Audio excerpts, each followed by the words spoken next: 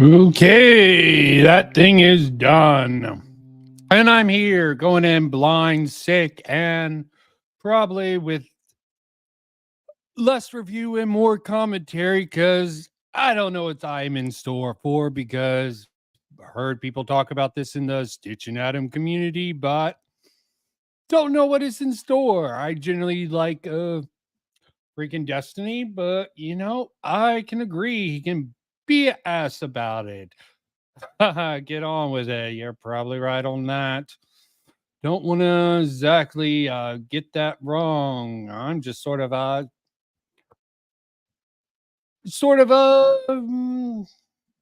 baiting for time because I suck at putting on what I really need to be there. So, without further ado, let's hit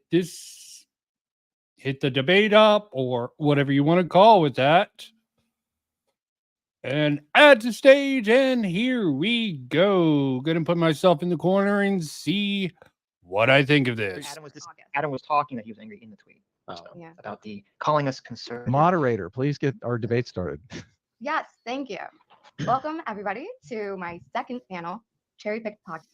Not much patience there from the start from Adam, but off to a rocky start by calling up conservatives versus progressives. But maybe just little disagreements here and there. And I'm curious to see if you guys can do more than just complain about them and have some suggestions and be, productive. I wanted to start with, I should go around and say who's involved. We have Sitch here. I should get past Hit and run. Does everyone know who these people are? Brendan.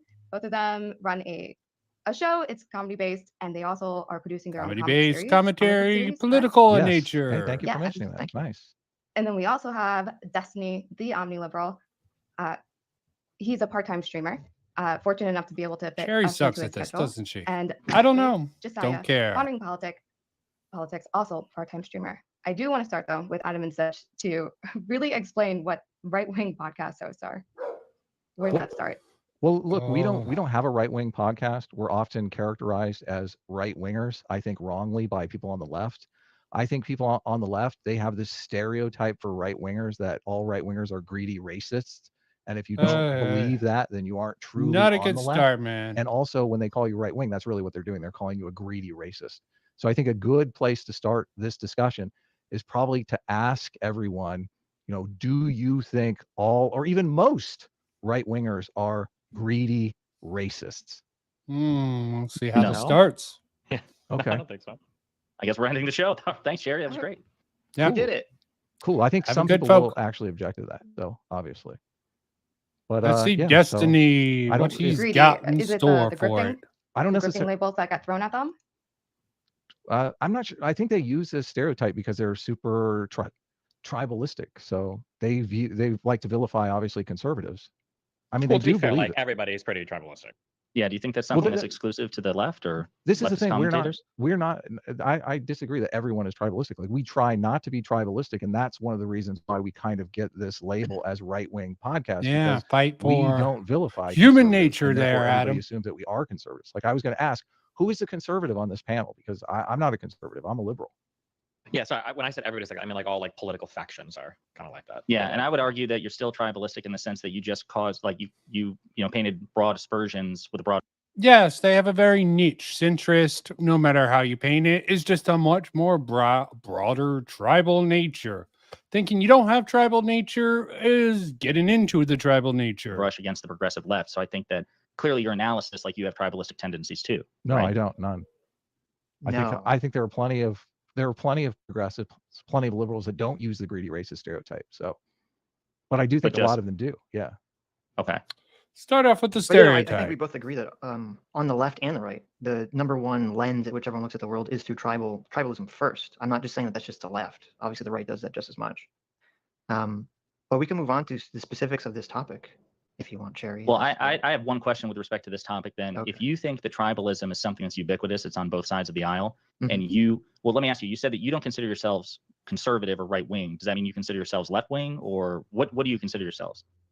We're enlightened centrists. We're taking the label back, baby. We're taking the meme position. That's hard to define because a lot of people think of centrist as like fence sitter. I don't think of it that way. I think commonly people have political positions that are both on left and right are centrist. A lot of people call themselves center right because they have more right wing positions than left wing Oh positions. God, A lot no of people wonder call I didn't themselves center sit left through because they have more this. left wing positions than right wing positions. Why I I stopped don't watching necessarily see it as panels? fence sitting because obviously Probably why I got I stopped watching panels. They have all this hubba blub in the very beginning. The case that for every progressive or left wing view you have a corresponding right wing view. Like is it like 1-to-1, or do you We think have a it's chart. sharper? Yes, we're not allowed to have left-wing views unless this is a what I was right-wing going to view say. that's equally matching. I think it's more accurate to call us team truth because we're more interested in what the truth is. And a lot of times, Adam, that makes you sound like you're stuck up your own butt, man. Okay, not good optics overall, but host of a In comedy show. response to Brianna Wu or something like that, when she said, if you did a survey of all your tweets, your content, do you criticize the left or the right more? So you said the left, Adam, I think. So if you're team truth and you spend more time fixated on, I guess, critiquing the dishonesty of the left, do you think the left is more dishonest than the right? well, I feel that since I am on the left, I'm more triggered by the left doing this because they're literally making me look bad. Like when Oh, this is a bad argumentation. I hope Sitch sort of pushes back on this. It's the fact that the crazy people on the right get called out all the time. And a lot of them aren't even actually on the platform. People on the left have a greater voice that's amplified greater wise overall.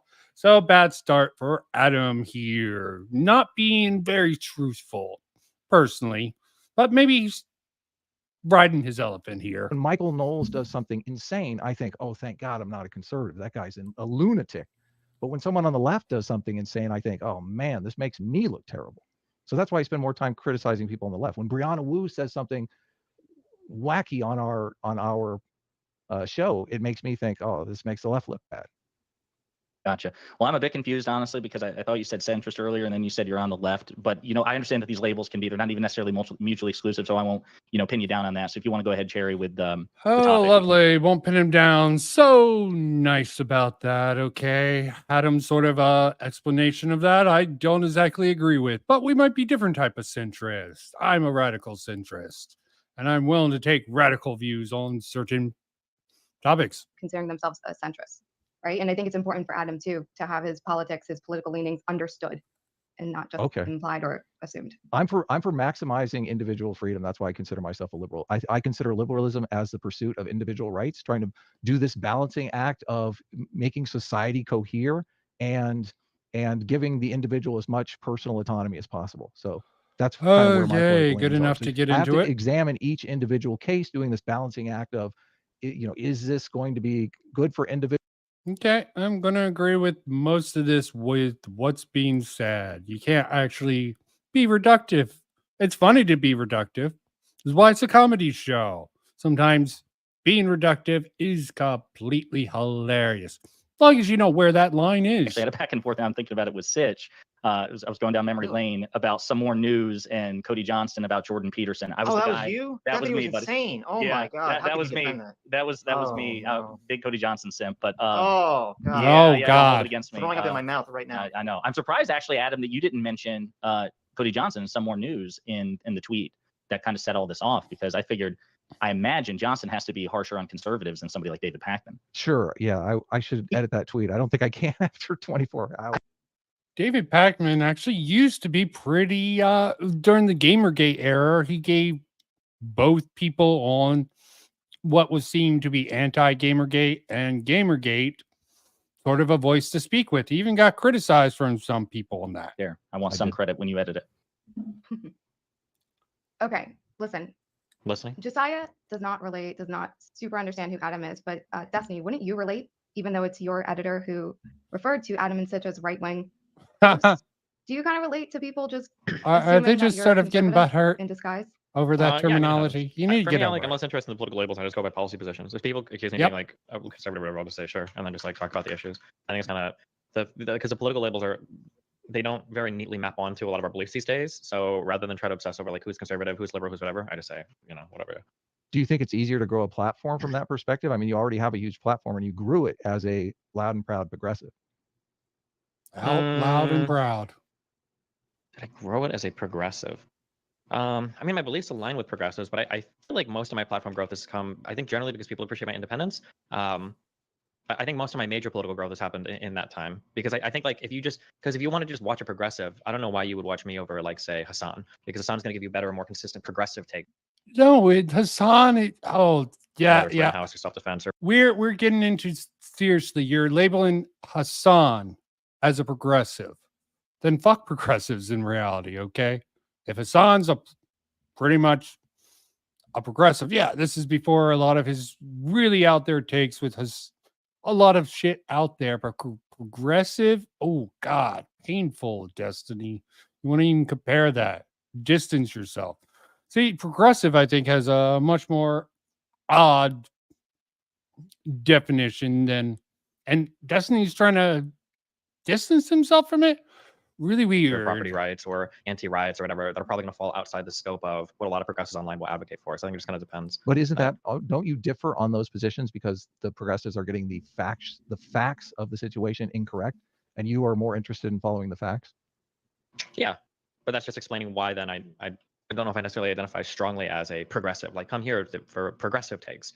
Because if you come to me just for progressive takes, you're probably going to be a little bit disappointed a lot of the time. Well, I feel I've been watching you for a long time, obviously, and I feel like you have moved more towards kind of understanding the right wing and not really straw manning their arguments, and like I do see you as kind of a force for good in the space in doing that. So if I know anything about this debate, hindsight's 2020 and all, it seems like Stitchy boy is still a little bit angry about this, how he strawmans or whatever. That's why I'm curious about going over this to really see how well this comes across. I'm treating them like children, but yeah, I mean that's been kind of like my stated explicit political goal as of recently, is to be that. Yeah. I mean, I think you can take empathy too far, like, Mr. Girl and stuff like that. But I do Yeah, like that absolutely. you are This could be empathetic seen of as an attack on some of the Destiny, conservatives. though. Definitely not the greedy racists. I think obviously none of us are in favor of Greedy them, racists. but there are plenty Wait, of. Keep that in I mind, feel like folks. there's a tweet or something I missed. Who are the greedy racists? What do you disagree? Yeah. I swear. Is this what this panel's about? Are conservatives, centrists, greedy racists? I think the premise of this is just Progs vilify conservatives. Okay. Progressive vilify conservatives. I think the greedy racist stereotype is more pervasive on the left, but you do have on the right. I completely admit Wait, compared to the groomer narrative on the right? Yes. Yeah. Oh, that's just absolutely completely not true. Okay. Well, convince It's become like if you're not convinced already, like I feel like the groomer narrative has literally become like the de facto unifying position of the entire conservative party right now. Maybe not even necessarily because they hate LGBT people or whatever, just because they have literally nothing else to talk about. Like, I'd also Yeah, because it's an effective strategy for those on the left to vilify the people on the right as racist. So the people on the right co-opted their same little stupid little reductive chant, gay against groomers and stuff like that. Who will win? Groomers versus racists. Who will win? Find out next episode of Stitch Ball Z. 100% equivocation. It is 100% equivocation. Mhm. There's a reason why they picked the word groomer, and there's a reason why they focused on school children. Okay. Yeah, I don't. Yeah. Well, I was going to say, I would also point out to Destiny's point, I think that when we're talking about like an exchange of insults, for me, it also makes a difference that I feel like Republicans who actually wield state power are also more likely to throw these insults at the opposition. Like, I don't hear Joe Biden going around referring to, Republicans as racist per se, but I do hear Republican leaders, like even I think Marjorie Taylor Greene does it all the time, and she's the de facto Speaker of the House, referring to people as groomers and Marxists and communists and so forth. So I mean, wait, didn't Joe Biden literally his first campaign ad when he ran against Trump originally, wasn't it him? He had the clip of Trump, supposedly calling the Charlottesville people fine people. Yeah. And equating that with Trump supporting white nationalism. So I don't know how you can say that like Joe Biden's not calling people on the right racist. Hold on. Very fine people on both to try to equate these sides. two things is insane. So Trump stating that there were good people on both sides was absolutely a fucking wild and insane statement to make, and a rally where people are literally carrying tiki torches. That was okay, Destiny, fuck off. Okay. Did Trump have all the facts of the matter? What information did he have? In our present day, it's easy to say with all the sort of obfuscation and press around this, yeah, there definitely was a lot of white nationalists there. But the white nationalists co-opted the free speech to sort of get their way in there. How many people are in there? How much was Trump aware of? was Trump's Painful. quote. Okay, but wait. When Trump when he says that, and then he immediately says, "I'm not talking about those people. I'm talking about the people protesting the statues, taking down the statues." And you could say that was a stupid thing to say because I agree with it. But obviously, when Joe Biden puts that up there without the clarifying comment, he's trying to associate Trump's support is a white nationalist base. So you True. the racist label at Trump or Well, conservative. hold on. We're not arguing whether or not he's throwing the racist label. You can That's argue what he that did. That's what Pondering just said. He said, "I've never heard Joe Biden say this." Well, Yes, implying something very heavily, for Christ's sakes. And he just like leaves. you just cited an example of what 2 or 3 years ago in a campaign Okay. ad, and I'll take you Tag at face value out. there Didn't he because just I do don't it recall. recently? I could have sworn. If you can find He did recent a speech about the examples MAGA of, Republicans. What do you think he was talking about? I thought he did, well, I thought actually, did he went out of his something. way to clarify. Wait a minute, he went. Yeah, but hang on. The problem with that particular quote, and see, that's so funny to me because to me, this is indicative of like a broader hypocrisy that I think is baked into your worldview. So number one, that particular quote, when in that speech from Independence Hall, Joe Biden went out of his way repeatedly to say, "Not all Republicans, not all Republicans, not all Republicans." And Just then the of course MAGA Republicans ones. lied. Number one, Republicans then lied about it. All Republicans. Joe Biden is tarring and feathering all Republicans. Number one. Yeah, just because the right does it does not make it okay for the left to do it. There is a quite ridiculous thing here. Well, let's see how the boys respond. Number two, he was referring to, that fascistic substrain of MAGA Republicans who, want to overturn elections and and he's completely saying fascistic MAGA Republicans. There's many reasons for people to become MAGA Republicans. I'm not a MAGA Republican, but even I can tell that they think it's about building the wall and keeping our country safe. Is protectionist fascistic? There's an element of that in fascism. But to say that the common MAGA Republicans are fascistic in their very nature by consider being a supporter of Trump is just something that isn't substantiated. Okay. So very reductiveness. But this whole thing seems reductivist from the core, the very premise of it. right democracy in order to install Trump, God Emperor, as an unelected dictator. That's perfectly fair to call out. What was wrong with what he said? So to be clear, because you said that's something wrong with our worldview, because I don't think you understand it, but that's fine. This was part of the conversation could be about, because we actually watched that speech, and I said literally the same thing, saying that like, yeah, there's a lot of rhetoric that a lot of people on the right will get pissed off about, but he did try to clarify in that statement that he wasn't saying everyone, and he was trying to narrow in on Trump. So I said all those things.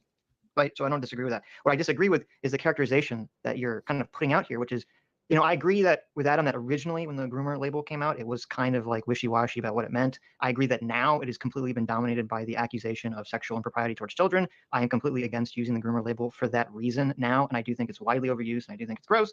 But I think you have to accept that it is like a common old tactic, at least for the last 20, 30 years in politics, for the Democrats. Yes, the groomer has many different definitions. It could just be to try to condition people, brainwashing, that sort of stuff into it. So have fun with that, folks. That's to associate Republicans as being racist, and especially recently, that has been kind of the go-to move. And it's weird for me to hear that you're saying that that's not the case. Well, I'm not. Before you reply to him, 1 second, I just want to be clear that this isn't a 2v2 debate. I know Adam and Sitch are going to be defensive. They do a show together, and it's their image together that's being challenged. But by no means are Josiah and Destiny on this. We were canvassing in that Warnock runoff election. Adam and Sitch, you can actually thank Stevens canvassing for the reason that Democrats still have a majority in the Senate. You can thank this man right here. Well, there you go. Destiny did it? Oh, okay. Yeah, he did single-handedly. Yeah. I think that was mathematically proven. Yeah. Okay. Where were we? But listen, I don't think anybody here is denying the fact that there's a large. I don't know what the percentage is, but intuitively, I have to imagine a considerable numbers, particularly on Twitter, of outspoken progressives and leftists are quick to tar and feather the other side, and I do agree that's common. I'm just saying among Democratic power players, I think the groomer label is tasked with more recklessness and more frequency by Republican leaders than the word racist at Republican. Yeah, they sort of have to establish it. It's something new. The racist narrative has been widely propagated. Just because the leftists are much smarter and know that their base is much wider overall. Not defending the Republicans. The fucking sort of tactics that they're doing are completely retarded. But still, to say that when you come up with a new thing, the power players don't need to do it, I don't agree with it. Understanding about groomer completely fucked up and stuff like that. And rank and file people by Democrats. That's my position. That's my understanding. Maybe you disagree. I disagree, Well, but go I ahead. think it's perceptually just because the racist label has been thrown for so long that we've kind of grown accustomed to it and it's lost a lot of its power. Do you So I think, that's why your therefore, perception is- well, I agree. I agree that word has been thrown around a hell of a lot more in terms of like, And it's been integrated into the concept. And it's still propagated by more far left figures and not actually denounced by the left people. They'll let other people do it and they'll just let other people just imply it. They'll know not that big in the space, but that's the way it seems to me. I know it's a common thing that is in almost constantly in all these news articles is trying to paint it this way, trying to frame it this way. Well, Hillary's deplorable speech. She actually called him racist in that. So I don't know. That's kind of big. do you remember what the exact quote was with a basket full of deplorables there? Because again, I don't think she was referring to all Racist, Republicans. sexist, homophobe. Deplorable. She said I'm like just gonna look this up in real time. She said 50% of Yeah. the Republican Party. I mean, you can look it up. I'm just going off of memory, but I'm just saying that's like a pretty big thing. I think it cost her the election too, as well. I don't think it was good might politics. also be James Comey announcing that he's, reopening the email investigation, Russia's interference, probably a confluence of factors there. Yeah, just to be Okay, are they even going to bring up the fact that Obama had Trump investigated beforehand? This sort of investigation bullshit happens both sides, okay? I'm fine with both sides, isn't it?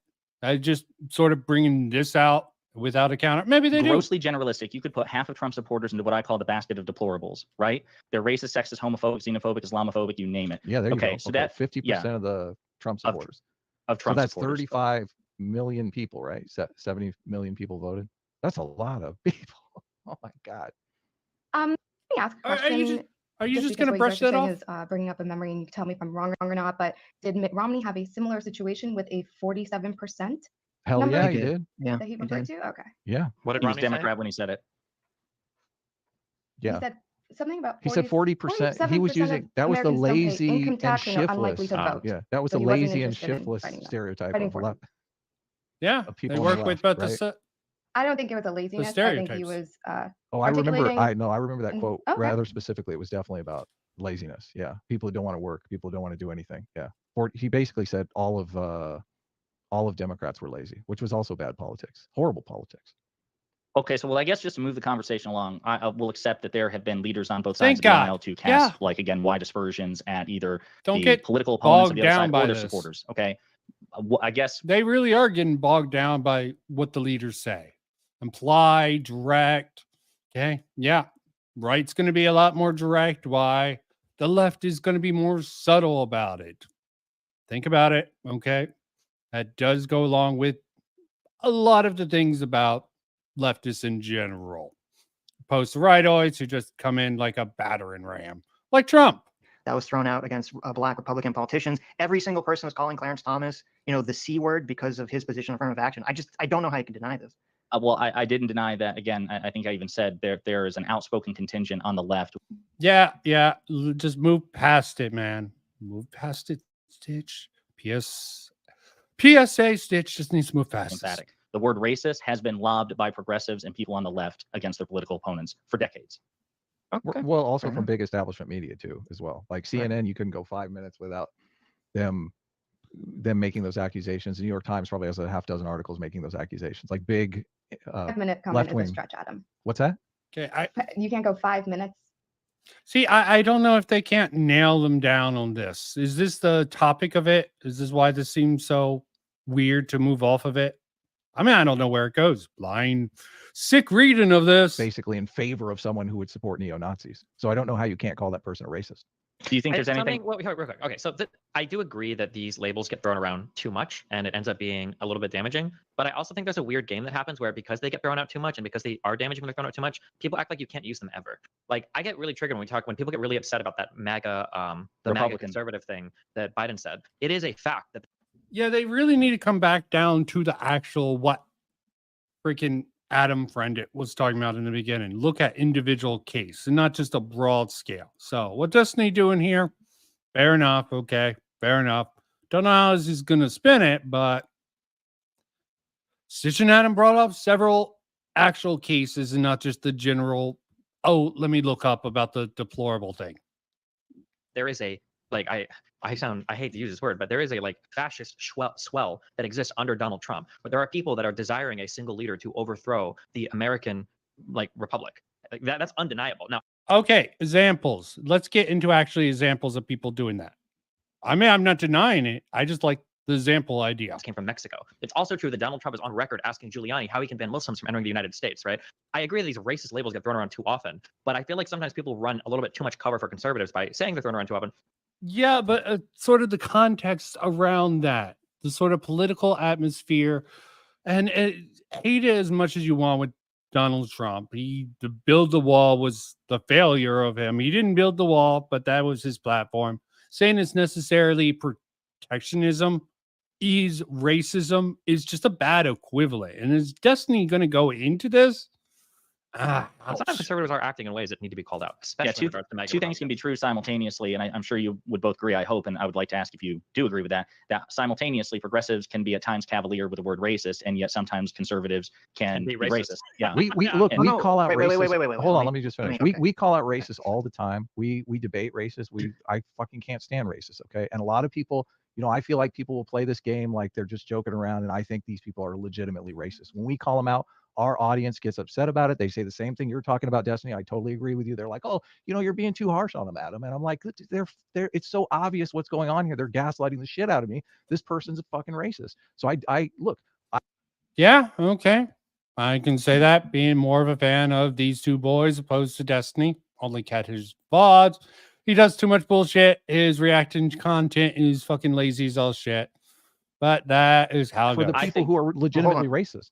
Yeah, let's. I think that when you're talking about, you know, that the term, this is part of what we talk about, why it's dangerous to throw around the term racist and fascist so liberally or freely, is that it creates the cry wolf syndrome, where then when you actually have someone being racist or being authoritarian, no one will listen to it anymore. I agree. Same thing with the woke topic. There's some intersection between my entertainment. I hate doing this political shit, but occasionally the crossover between the two is definitely something worth looking at. And this is the same exact thing with the woke thing.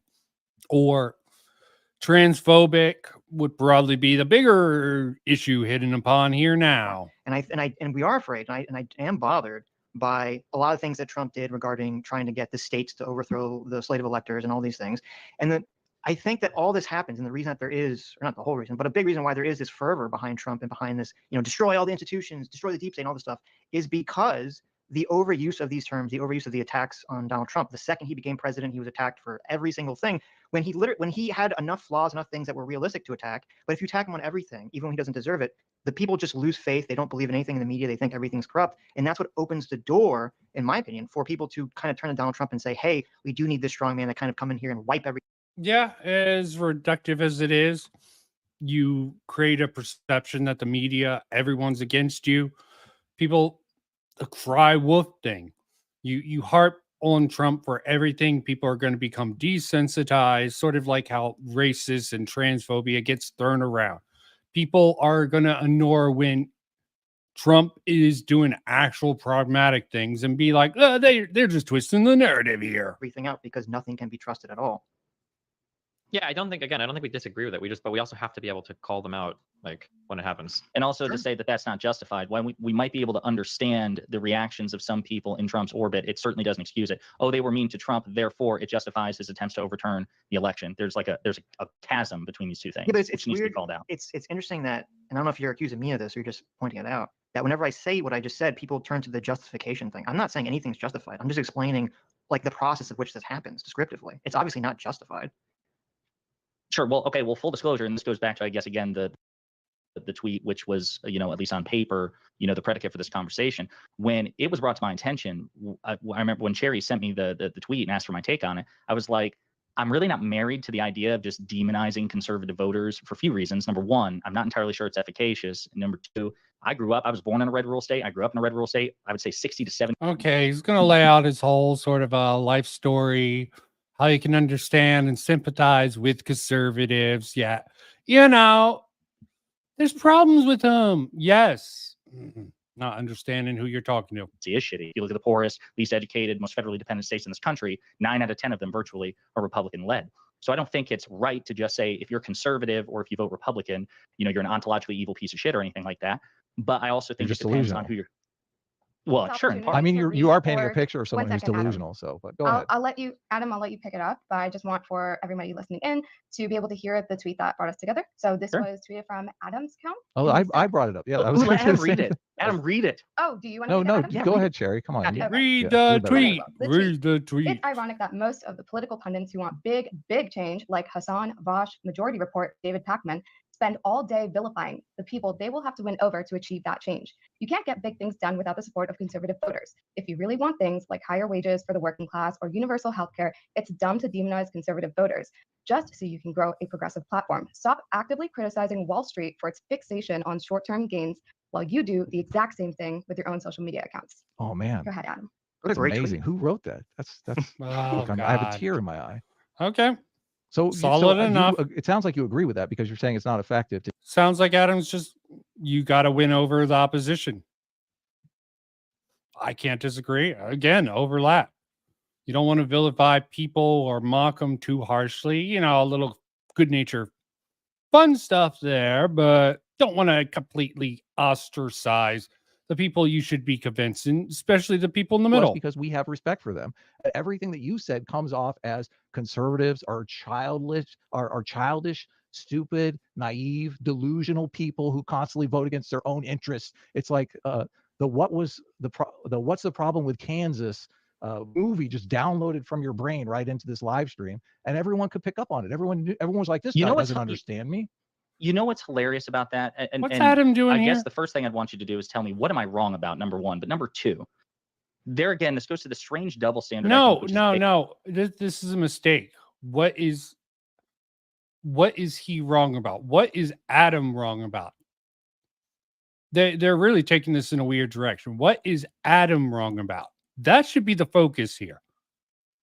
You preempt it. Let's go back to what was wrong with what Adam said. Okay, why are you switching this up to what he said? Does that even apply to what Adam's tweet was? What prompted this whole little debate here? I don't even know. It doesn't seem like it. Baked into your worldview, which is what is my you're worldview? upset. Yeah, baked into the worldview. He's not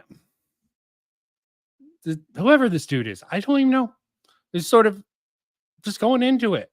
Baked into his worldview. You keep saying that. It means absolutely nothing when you don't know anything about Adam or Sitch. Wait a minute.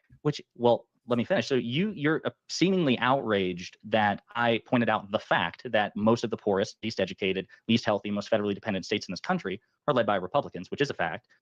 But when Donald Trump and Republican leaders talk shit about California, Chicago, DC, where's your outrage? This is coming from people. You're switching the script. This has nothing to do with what Adam's tweet was even talking about. That was just read. Okay.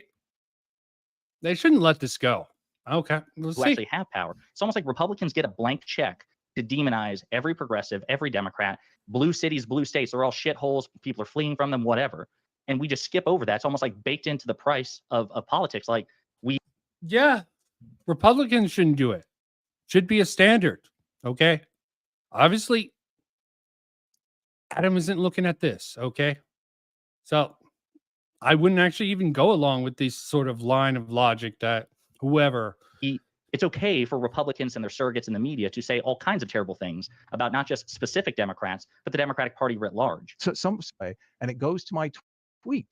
If you want to build large coalitions, if you want to get something like UBI passed, okay, something that I think that we will need in the future, you are going to have to get buy-in from both conservatives and progressives, and you're going to have to find a way to pitch these policies that is non-offensive to both sides. So all I am saying is, you are saying things that are very offensive to the conservative ear. You probably don't even know that you're doing it.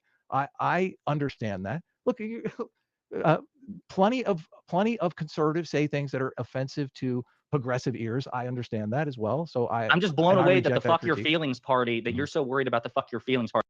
Yeah, dude's just generalizing what with Adam's saying. He's talking about a cold hard reality. Definitely elephants riding on this, I guess, pondering politics. Okay. It's not pondering the particular argument Adam's throwing out here. Okay. He's just interrupting with some, oh, you're the party of about feelings. Fuck feelings. Okay. Here. Okay, fuck facts, fuck feelings. Just go for the premise of what Adam's trying to argue with, and don't try to deflect to something completely different. Okay, Adam's making a case. Okay, hear him out and not just do this fucking weird little straw man-y thing. Party. I remember when Trump won in 2016, it was fuck your feelings, snowflake, back and forth, back and forth, back and forth. And then I also remember when Trump lost in 2020. I remember this vividly. It was on a Fox News. It was one of the Fox News panels, and one of the guest commentators. What does this have to do with what Adam's talking? Getting so far off the fucking rails here. Said, listen, Trump supporters have just been dealt a devastating defeat. We really need the Democrats to show some grace or whatever. We're just getting into a whataboutism off. I don't think it's helpful. I really don't. Well, maybe you should be egalitarian in your criticism then, because where is this tweet? That's pretty much what Adam is saying. A whataboutism. You're saying what about that? Completely correct here. Okay, this is just missing the fucking point.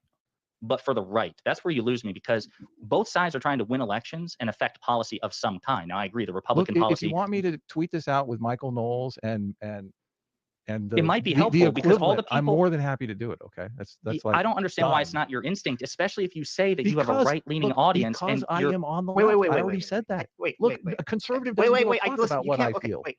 You point to like a single tweet. If you would go back on my Twitter timeline, you'd see that one of the tweets I made a couple of days ago was all about how the narrative around the Biden investigation the Hunter and the Biden Devin, stuff. I love and the Devin Archer testimony was bullshit. And if you actually read the Devin Archer testimony, in my opinion, it's evidence that he didn't fire Chauvin. Yeah, it's exculpatory evidence. 100%. Right. I mean, it's just you're like painting this weird view of Adam that is not at all not realistic at all. Number one, Adam talk isn't about you. on our show at all. We constantly criticizing the right on our show, much to a lot of right wingers in our audience getting mad at us. We've like when we cover the January 6th hearings, I think we probably lost like 500 or 1,000 live viewers permanently from our audience for that. And I always get thrown the label of TDS. So it really kind of bothers me that. And first of all, I thought we were going to be. It's a funny meme. Okay, I respect them for that.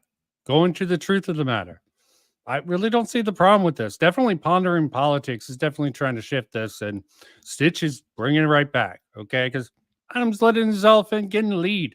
He was correct about the whataboutism, but what about everything else?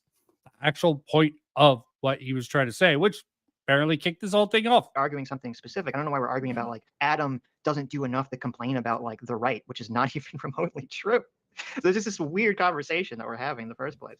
Well, about the reality of the situation, the facts. Fuck your feelings. How you feel about this one particular tweet being incredibly reductive. That this tweet triggered you, I guess. Has been a meandering conversation, but all I've just said is, listen, again, I don't agree with vilifying conservative voters on number one, and is a general practice. Well, right? You're telling me but I don't do it enough. Well, no, I'm saying that I don't think you criticize the right enough. I don't You're understand why asking me to vilify people in a tweet. I mean, that was your request. Well, if you're gonna vilify, shouldn't you be even-handed with it, especially if you're a senator? He wasn't actually vilifying anyone. He was saying to progressives do not vilify Republicans. Way off the fucking rails here. Chris, that's where I'm confused. It's like are we talking about vilifying conservative pundits instead of or that? Because I imagine that's I already answered this question. I'll say it again. When we have people listen to our show, it comes off. Obviously, I talk about fucking UBI, I talk about MMT, I talk about universal healthcare. Everyone knows I'm a fucking liberal. Okay, so every single conservative in our audience is not going to take my opinion seriously because they're going to say he's not one of us. So why am I trying to like be something that I'm not to these people to try and win them over? That's not going to be feasible. Obviously, you're going to criticize your side more because you feel like you have a bigger influence over them. That's why I'm criticizing the left. I'm saying this is ineffective and we should go in a different direction. I'm sorry, I'm confused. Is most of your audience right wing or left wing? Yes, he's trying. A lot of the audience are more centrist. They hold both right wing views and left wing views. It just goes down the line. Weren't you just talking about, Destiny at least was talking about these labels are useless, and they're back into putting these labels here. So reductionist, completely ridiculous. I thought you were most of our audience is probably right wing. It's probably 60-40. Then you curry more influence with the right. Only because the left has mischaracterized us as right wingers. So left people have a trepidation. And they also have less voice in the media overall. Who are you going to criticize? The people screeching about white nationalists on fucking Nick Fuentes' little rumble or crap like that on the political scene, or go to the freaking AOC and her little tirades with her little female version pack. It's about who is representative. Right has a less representative voice. And yes, they are more direct. And it's just so off the fucking rails. About watching our show because we've been wrongly mischaracterized. I can explain to you, Josiah, they are not a political show like David and Pacman would be. They are very specifically a comedy show, but they do cover politics and current news. And they always... Oh, the moderator's putting this in here. And that is so fucking stupid of Chaeiry. I don't even know what to say. Fuck her. Okay. Personally, she's being poisoned the well here, I think. Okay. There's a certain tinge to it. Clear. Their big inspiration for starting a YouTube channel was from the Disney movie Lilo and Stitch. That's everything you said. So much sense. Ohana. True. Yeah. Okay. Maybe it's not that bad. Okay. Maybe they're just being funny about it. Okay. They can go along with it, but it's definitely going to fuck with some things with some people of the audience here. Anyway, yeah, we do cover politics. I mean, we cover movies and stuff like that, but I'm more interested. Yeah, maybe they just embrace the comedy show. Stitch and Adam and Stitch. However you want to embrace the comedy show. It's just the absurdity of the world. And what the truth is. Like I don't even know how to get along with that in theory. I feel like truth springs from debate among friends. And so much of this space is debate among bitter fucking enemies. And no truth is coming out of it. And it's disparaging. It's demoralizing. I don't like it. We're arguing a lot on a topic that I don't think we necessarily disagree on. I'm trying to figure out where the disagreement. Thank you, Destiny. I think we all agree on that. We do. But that sometimes it might be appropriate to use the word, which I think all of us agree with that. Yes, totally. Agreed. So I don't know what. Yeah, I'm not entirely sure how we've managed. We might have a disagreement on this, and it is germane to the tweet itself. So why do we have to disagree? Why can't we just be friends? Come on. We can disagree. We can disagree as friends. This is a friend. Listen, Adam. The few Twitter interactions that we've had have been friendly. Sitch and I have been a bit more combative, but even then, when he was like tweeting out that shit about Hunter Biden, the laptop, that was a solid, thorough debunk, great stuff. But we might have a friendly disagreement about this. You might be able to educate me here. So I don't watch Hassan, but I have consumed quite a bit of Pacman, Cedar, and Vosh. Do they really vilify conservative voters? I know they vilify Republican politicians. Really? Vosh, definitely. Okay. Pacman, I don't watch enough of him. Okay. Vosh and Hassan, definitely. Okay. Even Ethan's got that sort of ethos. Okay. Even if he's pushing back against Hassan. That's why I was just looking for clarity. Is that what you mean, or do you literally mean just the average Republican voter? Wait, you're gonna say that with Vosh? You're not even gonna throw him out as like? Well, I was gonna give you an example with Vosh, but I would like you to offer some clarity on that. What was the question again? Do they just vilify Republican politicians, or did you mean they actually vilify Cedar, Pacman, and Vosh vilify Republican voters? Vosh vilify. Definitely Cedar. Okay. Can't really talk about Pacman. Okay. Not really covered. Has a negative tinge to him, but probably one of the better ones out of all the people you mentioned. Yes, Cedar. Okay. And especially his new co-host, that girl. Conservatives all the time. Like he literally uses the greedy racist stereotype. Right. With respect, I'm sorry, just to clarify, I understand conservative, but conservative politicians, like I think it's okay to talk conservative shit about voters. No, gotcha. he uses Vosh uses the greedy racist stereotype. Yep, absolutely. Like I think that's the only stereotype he has. I mean, can you vilify the politicians that people are voting for in droves without vilifying the people voting for them? I'm not sure that distinction even exists. If that's the case, then I think you can make that distinction, but again, you go back to the implied sort of downstream effect that is so common overall. We're fucked because somebody like Trump, who basically has a stranglehold on the Republican Party, he's the nominee by a clear mile. I guess it depends on what you mean by vilify. How could I just? And what about Biden? He's a fucking scarecrow, okay? But everyone rallies around him. Just because he's the representative and their best choice does not mean everyone has to agree with Biden. Hell, there was this whole arc. I think even Vosh I don't know if it was Vosh or Destiny who's really got back behind Biden just because that was the better option, the lesser of two evils. And that sort of is how Biden won, in my personal opinion. Describe Trump in a way that wouldn't be vilifying. Well, no, so I think you can try to understand why, even if you disagree with Trump, and everything about him. You can try to understand why you think it is that he appeals to people and why people are voting for him. But when all you do is you just say like, oh, he's, you know, all these, he's an evil, right-wing, authoritarian, fascist, racist, and therefore, if that's where you end the statement, it's going to lead people. Yeah, I missed this. It's come up. Destiny is supposedly. PSA Stitch is still a little sore about Destiny's characterization, but I haven't gotten into that. So I was curious. Live react. I'm sick. Fuck it. Have fun with this. It's of quote unquote Republican voters. So you have people who I would consider just conservative, right? So they just. We'll say this one thing. I don't get him. Okay. Pondering just completely whataboutism and just completely missing the point. And so on and so forth, all Republican, all conservative.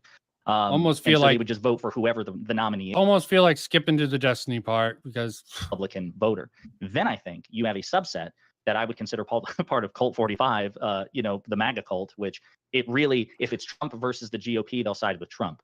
That, you know, the election was stolen from Trump. He was justified in pursuing every available option to try to overturn the results. Back to this fucking reductionist take. Okay. This is almost a waste with this guy. I don't even know how. I think one is eminently more relatable than the other. I think one is more dangerous than the other. Yeah, I couldn't do this. I think you have sort of Republican politicians and conservative thought leaders as a separate category who are the most morally culpable and the most deserving of criticism and harsh rebuke. He's just sort of making the distinction and not actually addressing. This is a whataboutism again, a deflection. Maybe it's a clarification and understanding.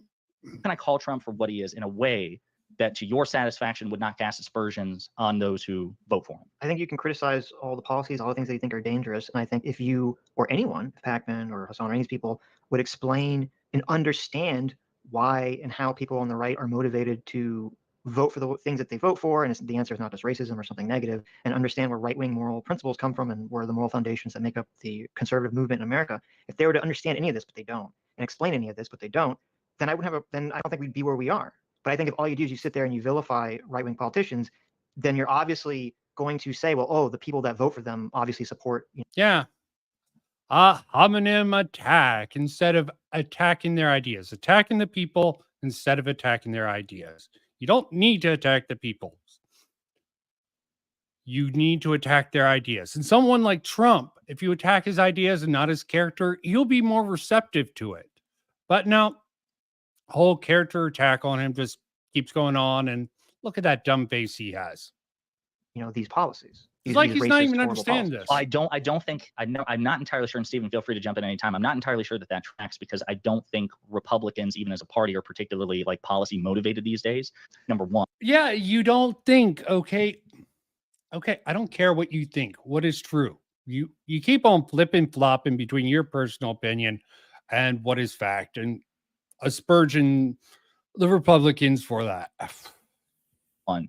Number two, you said, you know, if you attack his policies, what if I wanted to attack his character? What if I wanted to attack his character? You can attack his person. Why would you?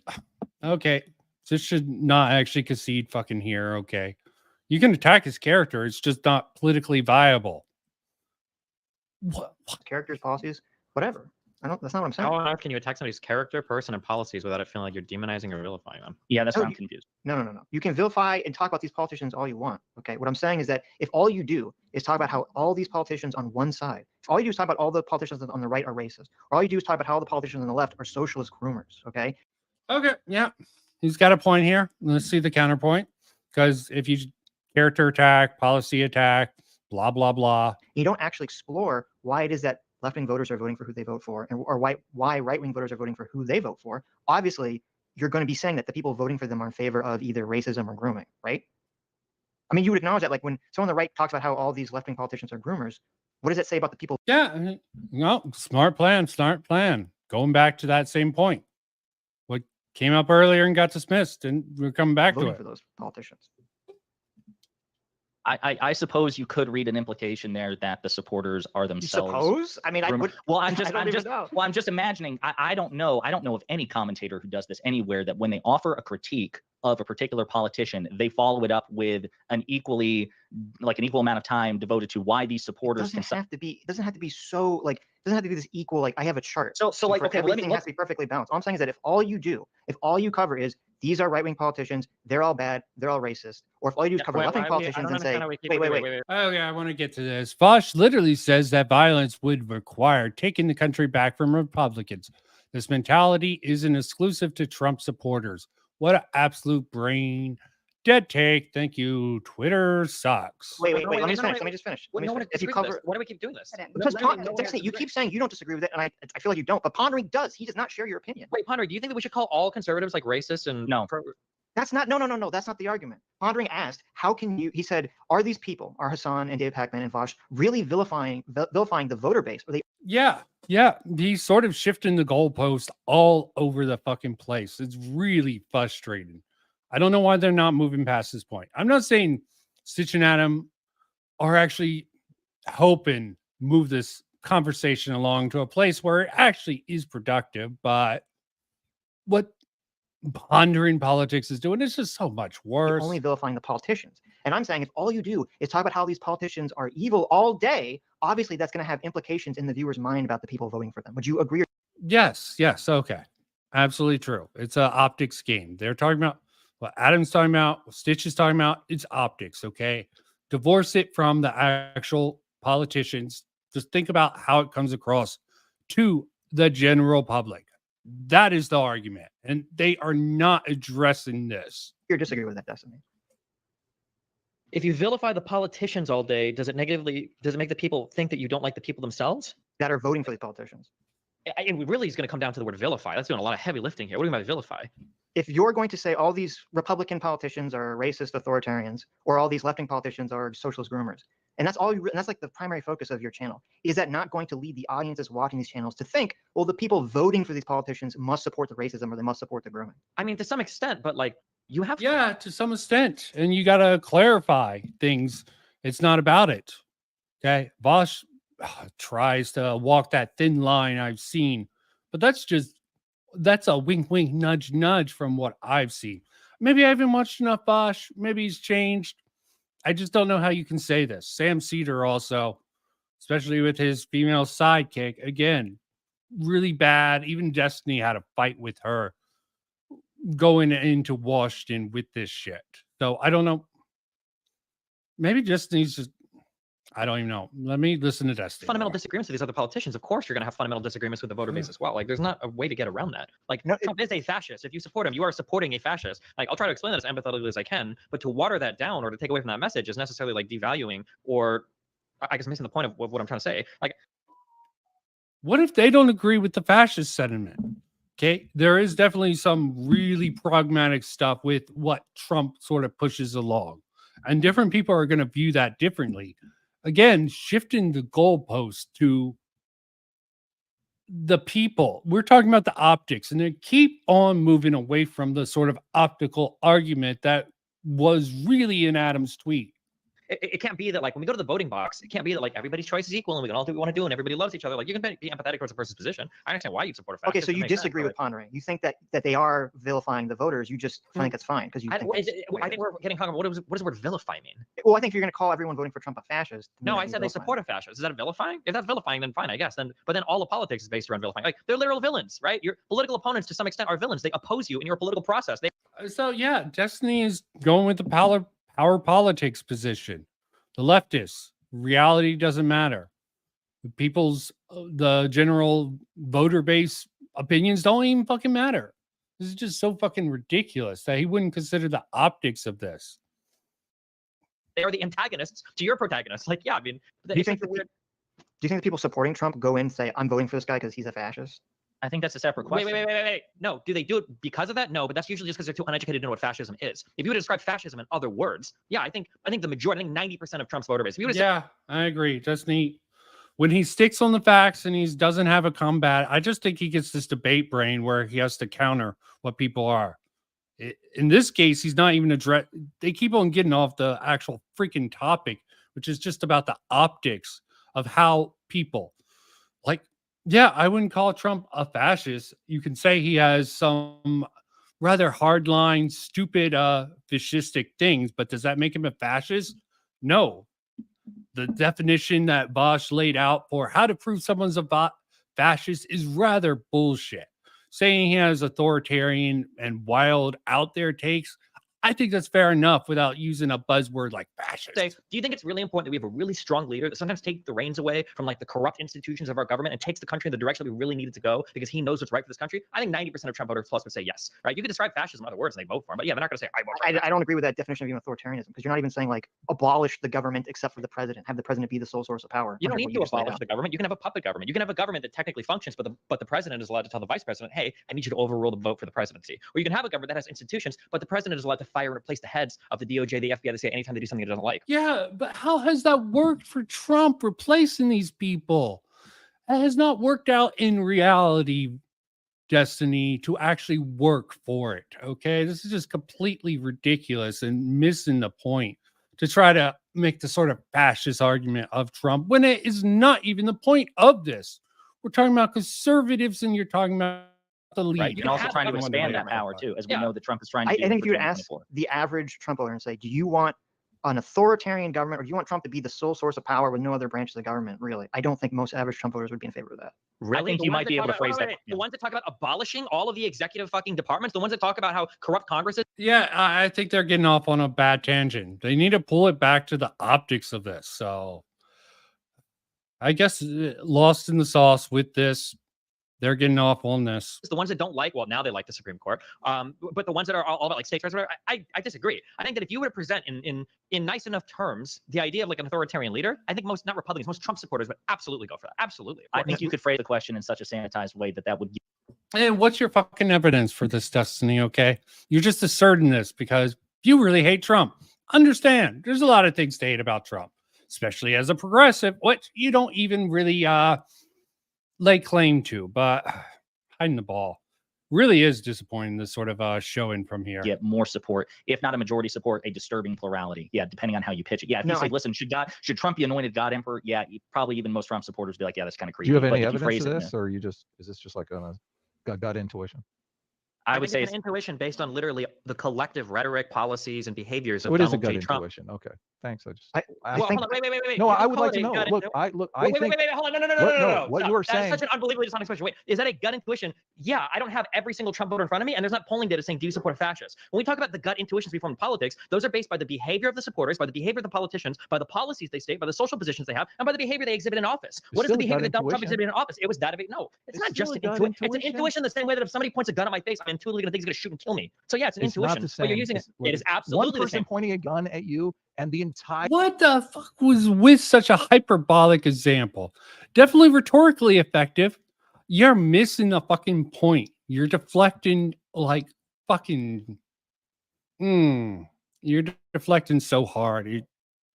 You're covering it up with some great rhetoric, and you're letting them get into the flow. They need to calm this fuck down and get back to the fucking point of it.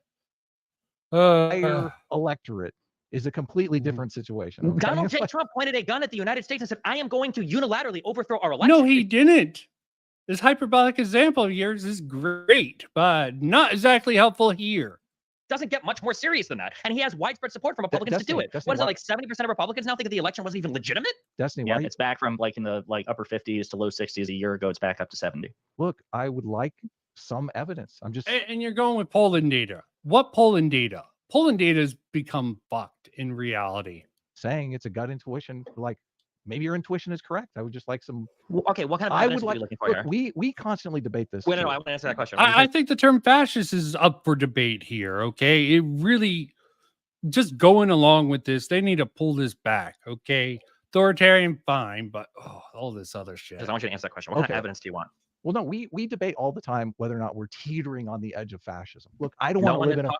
I don't want to live in a. What evidence you need? Well, some sort of poll that asks him. I don't know. Like my intuition is, if you did a poll asking people, would you support Trump if he wanted to become dictator for life? I would like to think that a lot of Trump supporters would be like, no, I'm not in favor of that. I want him to have a second term. I don't want him to be dictator for life. You could be right, Destiny. Your intuition could be correct. I would be mortified by that, but I would like to look at a poll instead of just going on your intuition. Okay, so here's a question. If you were to poll the Republican Party, do you think the majority of them would be in favor of Trump pardoning himself from his own federal charges? Yes, of course. Do you think the majority would be in favor of disbanding the investigation? Well, this is just getting ridiculous. Okay, why fight over Trump? It's not even what this discussion's over. It's what Trump mean. Well, I guess they're coming back to what Trump means to people and what they'll. Okay. Fucking annoying as all hell. Twitter sucks again. Voted for a villain doesn't make you a villain. It makes you uneducated. Maybe people like Bosch didn't call all conservatives evil. You could say this with any kind of legitimacy. Yeah, he's sort of running cover for people like Bosch and Sam Cedar. Again, David Pacman, don't know about him. Definitely optically, he seems to be rather hard. I don't watch him too much. It's rather fluff. And even Destiny's had issues with David Pacman. Destiny's had issues with all these people, but they got to pull it back to Trump for this. Totally obfuscating what was actually the lines I was going with to devolve into this. Everything else and everything but name. Everything but name. Also, do you think that Trump it's a himself giant look? It's a giant difference to say to sign off on a poll saying I want Donald Trump to be the president for my lifetime. That's a completely different argument. But go ahead, Pondering. Do you? And you guys can just call me Josiah, by the way. It's my name. It's not Josiah, but Josiah. Yeah, So just do that. Before you go, I just wanted to let you guys know 10 more minutes and then we'll have closing statements. If you guys would like to go longer, I'll be here. Okay. Yeah, I've got another hour budgeted so we can chat as far as I'm. Oh, they completely wasted this fucking time. Get back to the fucking optics of it. Oh. I was trying to find some evidence here, and it just kind of reminded me. Do you think Trump himself has a good handle on his base? Do you think he understands his base in the Republican Party? Like he's got a good reading of their temperature? I think that's all Trump does. Yeah. He tries to listen to the base and react mostly. So when he famously said he could shoot somebody on Fifth Avenue and not lose a single vote, what do you think he meant by that? Well, it was obviously a hyperbolic joke. I don't think he could literally shoot someone. And it's completely different because if he is literally going to be president of the United States forever, that's much different than shooting someone on Fifth Avenue. Wait, do you Okay, think that's the most important part of like a dictatorial regime is that Well, to be president for life? Do you I want to go disagree back. that Wait. We have to go back to the whole abolishing Congress and all this stuff. Because the difference here to me is that when you talk to people that are conservatives or Trump supporters that talk about getting rid of the Trump investigations or throwing up the deep state, the idea in their mind, that's my understanding of it, is not that they want to get rid of all these institutions. How did they get so far off the freaking topic? Do you think either side actually villainize another side is good to come together? Oh, there you are, man. G-Coops. Okay. Funny enough, man. That's where we get into this issue of like throwing the fascism labels, that they're not in favor of throwing all these things out to install Trump as a dictator at all. They're just trying to, in their minds, get rid of what they perceive as corruption. Yeah, and to them, corruption is the state. Yeah, I'm glad I wasn't here. Okay. This is just completely other. Wait, wait. Hitler thing, but like every fascist says that the state is corrupt. There needs to be a strong leader. You need to over. They keep harping on this fascist point. You can't prove Trump is a fascist. You keep on harping on this. Sitch and Adam is sort of going along with this, following your flow, defending Trump. You can't be on the defense. You come back to the original point. Is it helpful to actually go into depth? Try to find evidence of what for their own gain their rhetoric uses that power to become the authoritarian leader. I agree with that. But to me, and this is what we're trying to get at, is just saying these people are fascists or fascist supporters. That's not going to change any of their minds if you're not actually addressing what their concerns are. None of us disagree with that point. But Okay. it's so important to label it as what it is. Right. Like, that's kind of Right. essential to the conversation. label it for what it is. Some Destiny, there is clips of freaking Destiny pushing about maybe he feels different about pushing the label of fascist on Trump, but he's pushed back on how many people use the term fascist and how misunderstood it is in general. So this seems either he's changed his position or he's just doing this rhetorically because he knows that the actual conversation that should be being discussed here isn't, and he wants to keep off of it because they have 10 minutes left. Beautiful thing. I can't exactly give props to the boys. They're reacting, and you should never react in circumstances like this. In my personal opinion. Wait. No, but this was the thing that got us off on this tangent was, again, I'm sorry. Yes, this has been a complete tangent. What do you have? 8 minutes before the closing statements? Pondering, what did you say you want us to You can call me Josiah. Josiah? Okay. Yeah. The thing that got us off on this was the tweet that Adam put out, which is that, if you're just calling Trump a fascist, okay, what is that? If you don't give any sort of explanation or understanding of why people are voting for Trump, and all you do is you label him a fascist, obviously, I think that's going to lead people in your audience to assume that people voting for him are voting for him because they want the fascist. And therefore, there's no way to convince those people. There's no way to win those people in a debate or in a conversation. And the only alternative is through violence. I agree. Yeah. Just drop the fascist label. Don't, just because these people who really like Trump are really defensive about Trump, that fascist label is going to be very off-putting to them. They might not realize the problems with Trump, even if you think he's fascist, which, yeah, I can see an argument for it, but I think that's a little bit of a far stretch. Okay. Fair. I try to be fair about this shit. I won't do it, but this is about an optical thing about how to reach the people who like Trump. There's a lot of policies Trump put out there that, shit, he's done some optical wins, but a lot more losses, sadly enough. And I wouldn't vote for Trump. I'm someone who doesn't want to do less of two evils. That's just me. I'm actually enlightened. No, I'm not enlightened centrist. Agree that I'm it's a bad whatever. rhetorical strategy, which is I don't do it, but everything you just said is true. People that support Donald Trump do support fascism. They're just too stupid to realize it. That is absolutely. Oh, fuck off, Destiny. You taking a hardline stance, okay? You can't define fascism, okay? You can say moving the a goalposts. factual matter. Okay, so at that point, we're just It's not a factual matter. You can't prove anyone's truly a fascist. You can say a lot of things that he did were an issue, but to make that hard line, you're just taking it up here because power politics, I guess. have to beat these people through physical combat if we don't Not beat them through necessarily. voting, I think that our essentially? institution still Is exists calling quite them stupid strongly, a good way but, to win like, them over in a political fight? Yeah. Generally, no. That's why I don't usually call them stupid. Thank Okay, well, God. you just did. Yeah. I did now because we're having a frank conversation. I will have a frank conversation. The way that I feel to Republicans, you call it empathy. I call it treating people like retarded 4-year-olds. That's how I reach a conservative. I've got to be incredibly patient. I have to be incredibly kind. I've got to pretend. I Dude, can't you're even so pretend I'm talking to my son. condescending. Look, It this is is like- condescending this because is they're exactly fucking what I'm retarded. talking They don't about, believe yeah. in vaccines. They don't believe in climate change. They don't believe in science. They don't. You being incredibly reductive. Climate change, vaccines, all this shit is incredibly loosely affected. Well, not vaccines in general, the newest state of vaccines. No, they waived everything out for these new vaccines. Yes, the people who are like crazed about the vaccines of the past, a little bit nutty, but pushing forward with this research, which incredibly pragmatic. And the way that people tout uh, the environment change, it's just going to turn some people off. Yeah, we're going to have problems with the climate if we don't sort of scale things back. But we have these climate activists who are actually advocating for positions that's going to kill more people. And to say that some of the positions of the climate activists, at least the extreme doomers, have any legitimacy.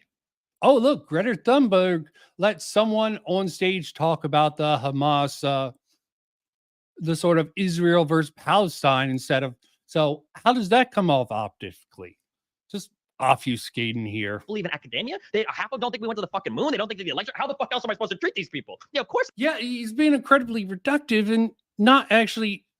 He's strawmanning these people completely and utterly. And yeah, there's probably a fringe case of them who are like this, but to castigate most of them even is just incredibly bad faith. They're fucking retards. But yeah, you treat them like that. You be kind, you be patient, you be empathetic, you do what you can. But at the end of the day, I believe in the things that I do for good reason. And it's not like I'm going to sit here and pretend that me and a conservative have the same factual standing on every single issue we debate. That's insane. It's literally the party of like science denialism. Half these people think the Earth is 6,000 years old and the dinosaurs aren't real. Like, how the fuck am I supposed to take them seriously in some kind of scientific or factual sense? You don't take those people seriously. You explain why those people are wrong. This isn't the debate for it. You're not talking to conservatives here. Yeah, debating conservatives, someone like Matt Walsh, or some of the other really diehard creationists, theologues who think God should rule the state. They can be incredibly frustrating. I deal with some people like that in my life personally and online. And yeah, what is a woman is a good question. Okay. That documentary was crap still. Okay. It was definitely optically good. But Matt Walsh being the proponent of that, hell, even when J.K. Rowling sort of gave him, I don't like your politics, but I agree with your general sentiment. They use that to harp on her with the ever-growing shit there. It's also situational rhetoric. Like, I guess where I'm confused is like, obviously, if Hassan, Packman, and Cedar are saying, listen, when you're having a conversation with conservative voter, instead of trying to appeal to them and apply some situational empathy, whatever, you should just call them fascist or fascistic supporters. Yeah, that would be incredibly stupid. But again.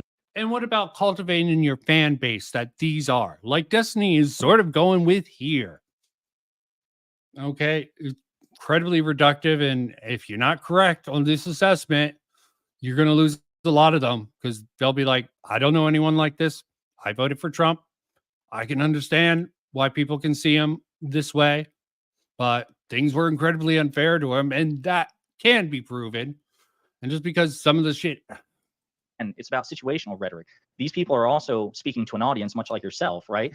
And so it makes sense that in certain contexts they would describe the Republican Party as they just genuinely bluntly understand it. And then when they're face to face with a Republican voter, they may say something else, or they may couch the language or use different rhetoric. I don't think that, number one, I don't think that's hypocritical. Number two, I don't think that that's anything unique to the left or unusual. I'm so confused. To me, yeah, we got to this point earlier. Both the Republicans and Democrats, left, right, if you're not in America, it's useless, reductive. It's not very helpful. You already covered this point. Retreading old territory, just eating up that good old time with long rhetoric to, I don't know. I just don't understand what the issue is here. And I honestly don't think that we disagree too much. Because again, and you keep on freaking bringing up the disagreement point, chewing up time, man. Stephen and I also agree that it would be bad to just vilify wholesale Republican voters nonstop. But it seemed like the goalpost was being moved. Can I just make one point, and then Sure. we can go move to? Yeah, and you were the one moving the goalpost all over the place, and Destiny just completely trampled over that one little point that got brought up and just extended that out, which completely off topic. Sure. Well, I need to respond to. Well, you can, but let me just make my point real quick. It won't take long. Destiny, you understand if you have a conversation about black crime, you're going to have to be very sensitive in that conversation because you don't want to create a stereotype, a negative stereotype that Like all allegiance, blacks yeah. are criminals. Okay. So I think all I'm saying is like your response there, Ace someone could Destiny? Who look the at fuck is and, that and say dipshit? what Destiny is saying is all conservatives are Oh, retarded. shit. Doomer Media. Oh, fucking hell. Dude. Chat salty and coping, choke on facts. Oh, fucking hell. He's just trying to piss off the chat. That would create a stereotype of conservatives. I'm back to Twitter sucks. Amen, brother. Destiny, all conservatives are anti-vaxxers. Also, Destiny, I'm not talking about all conservatives. Give me a break. Very good As point. being retarded, which I think is unhelpful. I agree. It is unhelpful that they're retarded. So I understand wait, what you're oh, saying. hold fuck on, off. let me be That's clear. me. Are you saying all conservatives are retarded? Look, I just, If or is that you support hyperbolic? Donald Trump, you either have a mental disability or you need antipsychotics. Yes. If you support Donald Trump, there's something wrong. Look, with you. Or you're not American. And maybe they don't agree with him, but they think he's for the greater good. They really should turn this around on Biden. Okay. Just because you support Biden on the Democratic side, do you have to agree with all his stupid gaffes and crap he does? They don't ever turn it around. All about Trump fascist, Trump bad, Orange Man bad. I am fucking tired. And Placid Phoenix, oh, Destiny is cringe. I know that guy. Friends with the IJP Mexican. No, Adam. There were plenty of never Trumpers. There were plenty of conservatives that didn't support Trump. There were plenty of conservatives trying to get him. And there are probably some conservatives that probably I would agree with more than especially fucking progressives these days. It's possible. Okay, Sure. well, you're throwing those conservatives under the bus when you say all conservatives are. And not all the people who support Trump agree with everything he says. You're not putting that out there. They'll agree with him overall, and they agree with his strategies. They're not retarded. They just have a blind spot, okay? They don't see the bad. This whole time, I've explicitly been talking about Donald Trump supporters. When we're talking about supporting Donald Trump, the actions that he's taking, Republicans broadly are science denialists and policy positions, but I'm sure there are some conservatives out there that I can probably break bread with, or we have like major agreements in a lot of places, but they just like low taxes or something. Sure. Again, none of us disagree with the rhetorical strategy, but at the end of the day, you have to be able to call a spade a spade. The reason why I'm able to make any headway when you talk about black crime is because actually I am willing to own uncomfortable positions. Black people do commit more crime than other people in the United States. And you can play the games of like, oh, it's all institutional bias and it's systemic racism and blah, blah, blah, blah, blah. And like, yeah, those things factor into it. But if you're not willing to, Well, at least Destiny's well known this. I mean, but he's getting off the point. Totally deflecting from this. Just because you're personally willing to bite the bullet on that. You're optical poison and cancer, Destiny. You know this. Okay, why are you making this as a point as if it's a good point? It's not. Just because you're willing to bite the bullet. Sitch and Adam will bite the bullet also. admit that black people do commit more crime than other races in this country, you can't even get the conversation off the ground. And yeah, people but you're see me, sensitive especially on about the the stereotype. people though. see, I'm sensitive, but that doesn't keep me from owning the Yeah. fact. And people on the right appreciate that. That's They're sort like, of- You "Yes, should these be are harsh sensitive about the truths." But then stereotype. as soon as I start criticizing somebody, That doesn't is sort of funny. Maybe he thinks his parents are retarded. Maybe this is a deep-seated parent issue Destiny has. Reflective. Gotta fight against the last generation. Not gonna become my parents, man. Let me not get into that. I thought about something mean about Destiny, but let me know. dinosaurs. What does think climate change is real while fucking Phoenix is literally melting into the fucking earth? Like, no, I think at some point, I agree. You can't be mean to people. And I try to be nice to people when I go on shows. I'm nice and I'm kind and blah, blah, blah. But that doesn't mean that you can't ever say, like, yeah, listen, if you support Donald Trump, you're kind of supporting a fascist. Maybe that's some behavior that's worth analyzing or worth reflecting on. So Adam is too often. Let's And just I just wanna respond. say that- Obligated. Well, no, it's just, Let- and let I Sitch hate to go. go in the whataboutism range, but just the whole. There's been a lot of science denialism on the right historically. I don't think any side gives a shit about science. People just use science and facts when it supports them, and when it doesn't support them. There's a host of science denialism on the left. The left's position broadly is a True. slate insanity. There's a bunch of people on the left that do not believe in evolution in terms of that evolution has any effect on people's behavior, especially from a gendered perspective. Yeah. Gender's as a social contract. Everything, every word is socially constructed. It doesn't mean it doesn't have meaning. There's not a reason for all these socially constructed words keeping their meaning. Okay. Just because you're right, you can miss the point. So I don't like the categorization that's just one side that doesn't believe in science. No You one are believes in definitely- science. do you think there are any meaningful 2 second degrees? response. Yeah, 2 seconds response. There are definitely then some closing things that the left statement. gets wrong on science denialism or whatever, I'm sure, but it is not even remotely comparable. They live in different worlds of factual denialism. It's not even close. Well, I don't I agree want with to that. start with you for closing statement if you're done. Who? We'll start with Adam. Oh yeah, I mean, Such a fucking waste of time.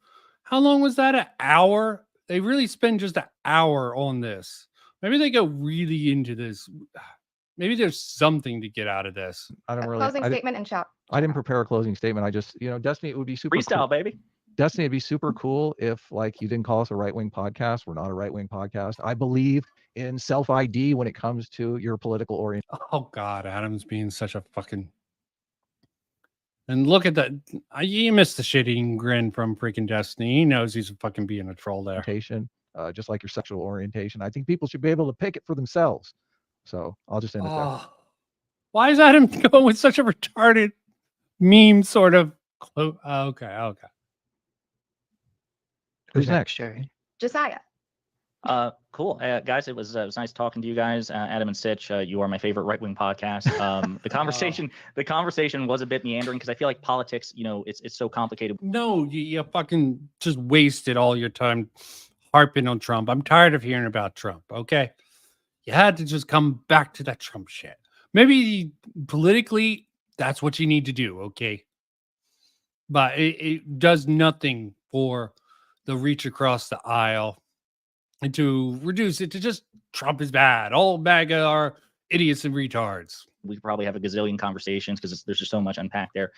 From my experience with you all, I think you indulge some false equivalences to try to like both sides issues where What?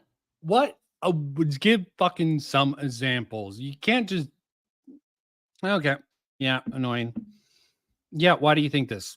Give an example. one side clearly transgresses more. I would love for you to continue to expound on how it's possible to describe the current state of the Republican Party in such a way that doesn't vilify or demean their voting base. So if you Do better. Basically, this comes down to do better.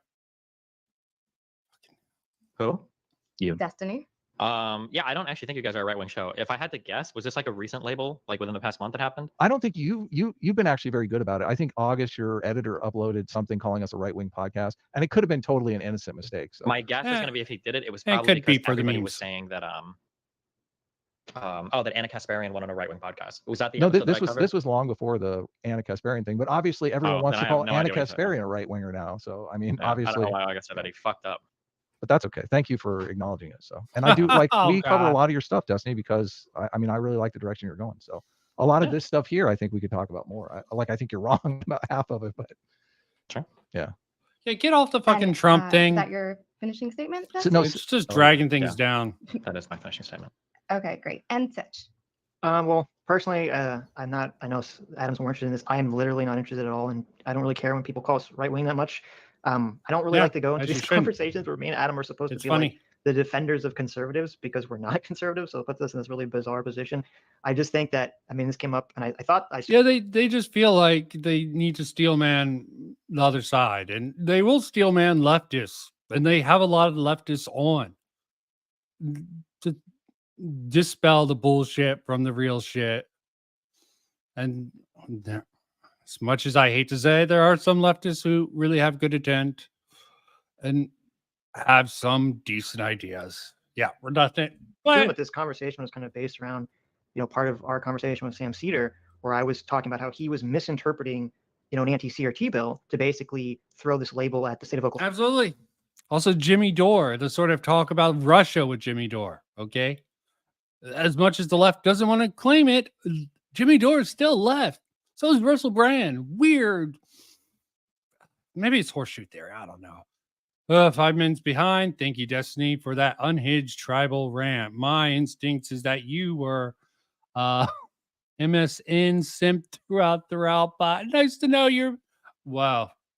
Okay. Oklahoma and state of Florida saying that Maybe they're I kind of shouldn't have read engaged in that this one. lost causism, trying to bring back fascism and white supremacy, and that he had someone call on a show. Sam Cedar had someone call into a show and was basically saying, I listen to your show a lot, Sam. Yeah. When are we going to start pushing? When's the I left? can imagine. When's This the is left going to start frustrating to pushing go for through. violence?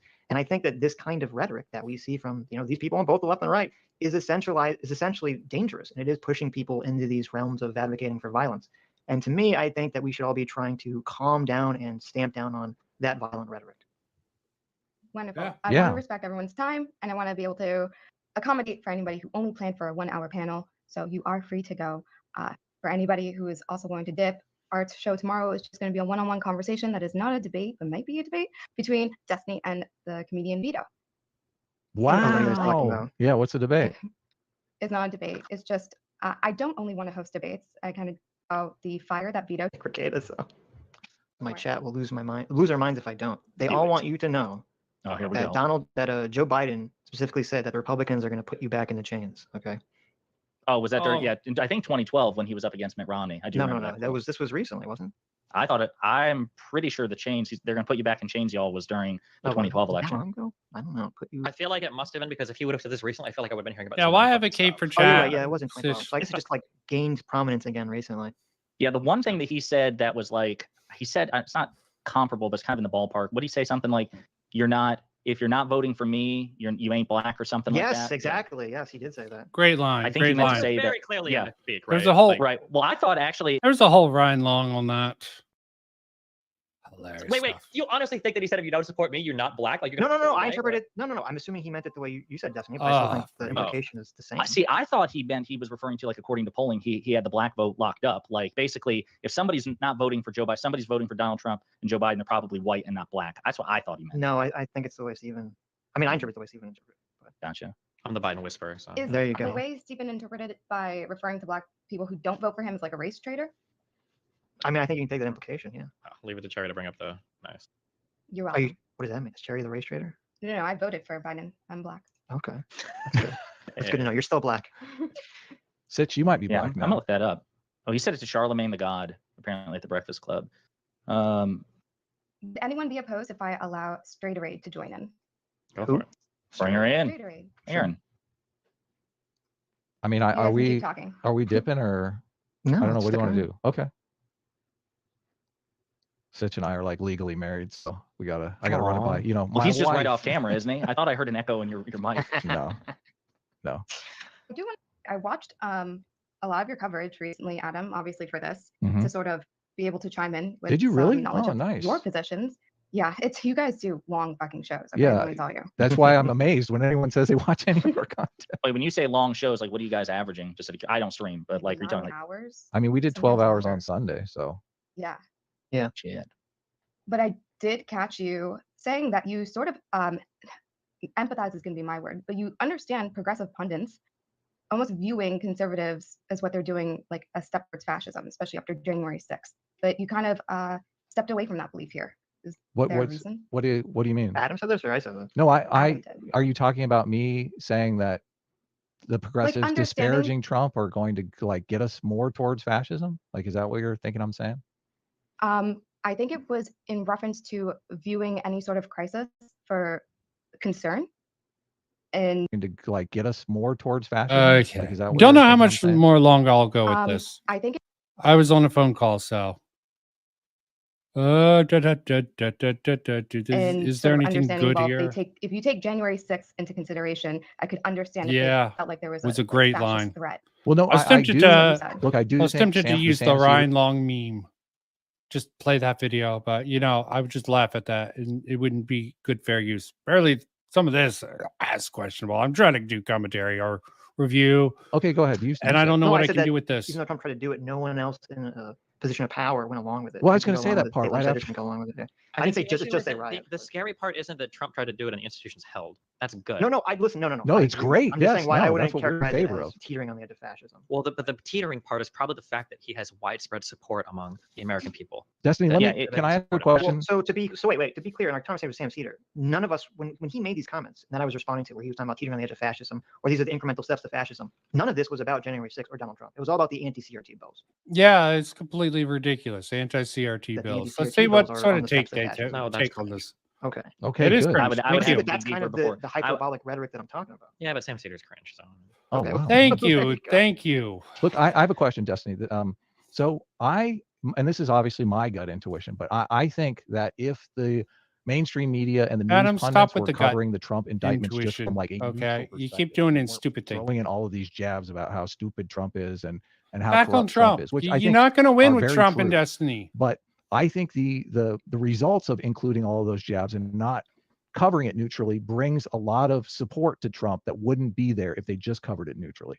So Maybe. one of my fears is that all of these Trump is a fascist, disparaging comments that they're according to making Destiny. against Trump are making his poll numbers go up. He will be reelected when we could avoid all that if we just had a more neutral news environment.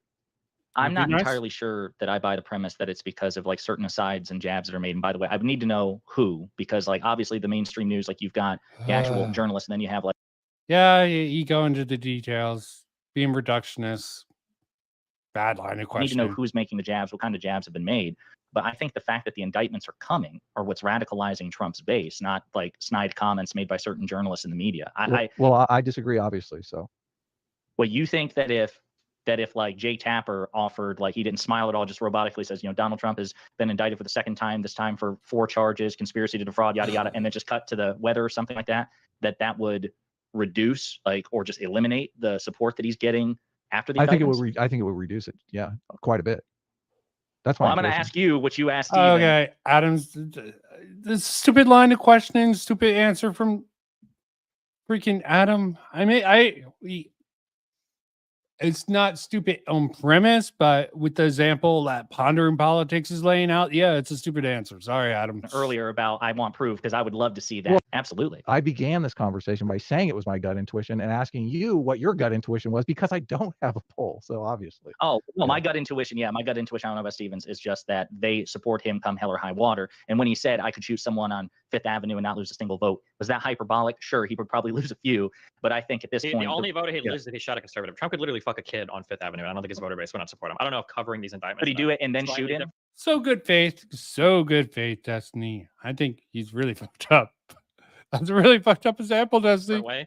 He'd shoot him with something. I don't know if like that would be the difference between people taking these seriously or not. People that are supporting Trump are a little bit lost to the world right now. I think they probably need quite a bit of compassion, quite a bit of time, and probably another conservative person to champion in the meantime. And that other conservative person hasn't come up yet. But like Trump supporters are kind of deranged. Mm-hmm. So I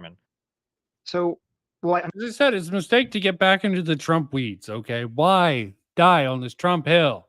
I mean, I do think that a lot of people support Trump. I mean, to be clear, yeah, Stitch is going to go into this, try to explain this, but it doesn't matter to these people. Because they do view that these institutions are so inherently corrupt. And I do think that the way that they reported on the Trump indictment essentially reinforces in their minds that these things are corrupt. So I do think it would help. I don't know if it's all roads lead to Rome with these guys. Literally every single thing that could happen supports Trump. If they would have moved quickly on them, then it would have been evidence of corruption. If they move slowly on them, it's evidence of corruption. I was talking about the reporting. I wasn't talking about the actual indictments. I feel like almost anything can be swung in terms of like, if they don't call them names and they're not reporting enough on it, they're not giving it enough airtime, you're trying to bury it under the rug. Like it feels like every single thing that you could do is going to be spun in some way when it comes to like these, when it comes to the indictments at least. Mm-hmm. I mean, so you can make that argument, I guess. I just disagree. But I was curious because we've been talking a lot about the threat of authoritarianism or fascism. Oh, Chaeiry's attractive. Good for her. not trying to distract the guys with the her camera. She looks so thrilled. We see it seems like almost every left-wing large commentator in politics on the internet is a socialist of some kind. Do you think that's going to become a threat in the future in I America? think they're cringe. I think we're slowly getting away. Yeah, let's hope. Fucking Hassan's sort of embarrassment, but oh god, that's so frustrating that Hassan won the streamy and shit like that, and how fucking people have been propping Vosh up just because he hasn't been explicitly. He's been having apparently good takes by a lot of people, being mentioned by a lot of people. Oh, not Chaeiry, new chick. Well, yeah, I don't know how that goes. Charity, however that weird name, Right, but but we'll see. she is My attractive. instincts are we're kind of moving away from that. I feel like a lot of that progressive shit has lost a lot of steam as they've lost support in Congress, as the members in Congress have become a little Yep. bit less progressive. Saw As people I feel like obliterate online, I feel like these Hassan. people I've are drying seen up a little people bit. Like, I look like commentate on Hassan's that. popularity is waning. That was epic. Okay, but you know what? Willie Mac's new video, he brought up an example of Vosh, and I think that's a problem. Almost pushing people to give Vosh the pass instead of Hassan, because Vosh is not as dumb as Hassan. Seeing just Vosh pop up in so many of these things is giving me wet willies. No pun intended with the Willie Mac show. There's much smarter people actually covering this shit. I'm going to blame that actually on capitalism and the failures of capitalism with younger generations. So maybe it's somewhat kind of like how I was watching your interview like on Sunday, or the debate that you all had with Kyle Kalinske and Crystal Ball about woke versus anti-woke.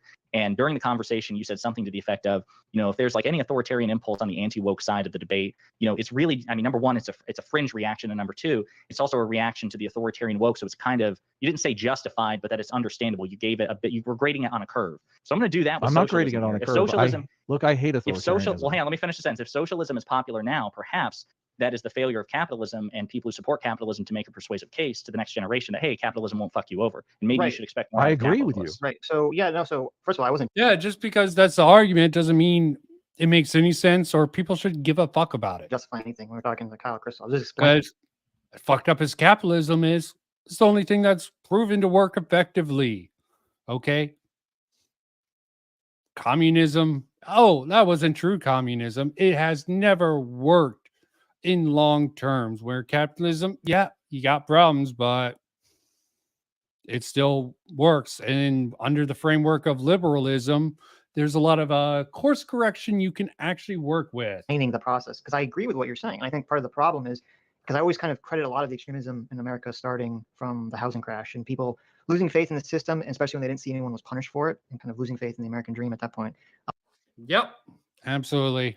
I'm dating this back to fucking Occupy Wall Street, all that fucking bullshit. What fucking ruined all the sort of efforts? A progressive stack.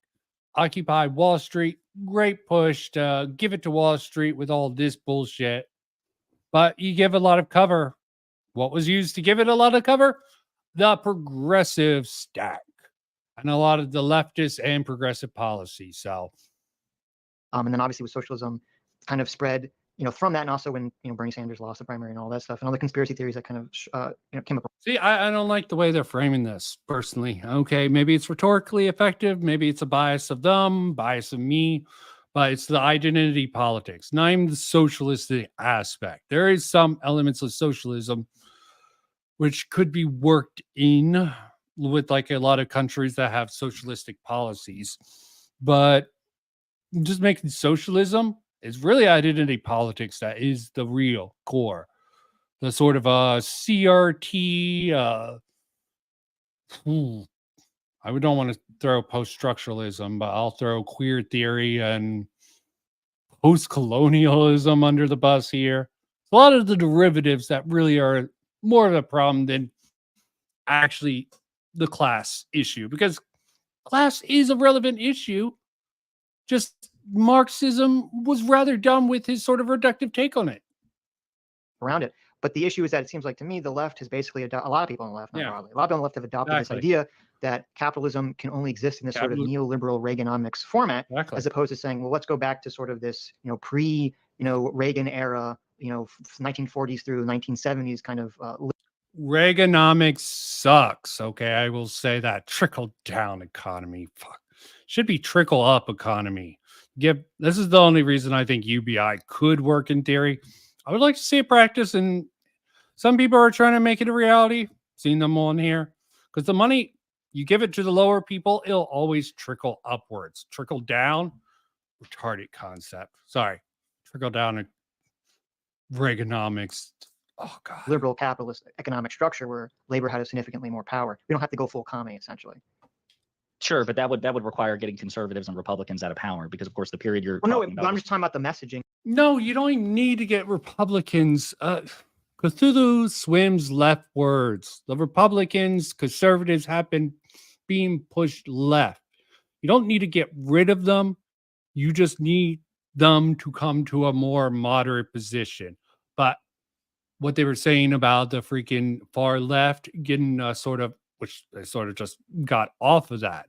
And I don't think Stitch and Adam would have actually, they can be understanding that the authoritarians of the right would believe they would have to use authoritarian tactics to combat the authoritarian leftists. Does that make the authoritarianism right? No. I can't believe that they would say that Adam or Stitch would actually advocate for that. It's understandable why right wingers would want to institute authoritarian systems. Understanding something is not co-signing something, though. For pundits online from the left. I mean, and I hope that what Destiny's saying is correct, that I do think wokeness has kind of reached its peak and it is now waning. People are getting tired of it. And I hope the same is true for, the overt socialists that are basically spreading this message and that this will go down over time. I am concerned that it won't. It's just that it's the younger generation basically is, and you have dumbasses overcompensating. The pendulum is swinging way too far. And you have people looking dumb on that anti-woke side, which is going to push the more moderate people to think, oh, all these anti-woke peoples are bad. And you got to, since the pendulum is swinging, you are going to have to push back on these Matt Walshes. And Sitch and Adam does a decent job at that. Maybe they should start focusing on more, or maybe there should be other people to focus on the left, like Destiny. He's doing his red pill content. Okay, that shit's cringe. Saturated by all this stuff, and that once they get into more voting ages, we'll start to see this stuff manifest again in 10 or 15 years. And I do blame the right for categorizing the welfare state as socialism. The welfare state is literally designed to fight socialism. Complete crap, but they didn't push back on that. It's terrible. Like, it does Yes, it is incentivize better people to to move turn on. to socialism because they don't see it as a bad thing. Yeah, you need only look at the accepted popularity. It's broadly bipartisan of like Social Security and Medicare and Medicaid. These were okay. Please push back on this. All this shit is not socialistic. This was them sort of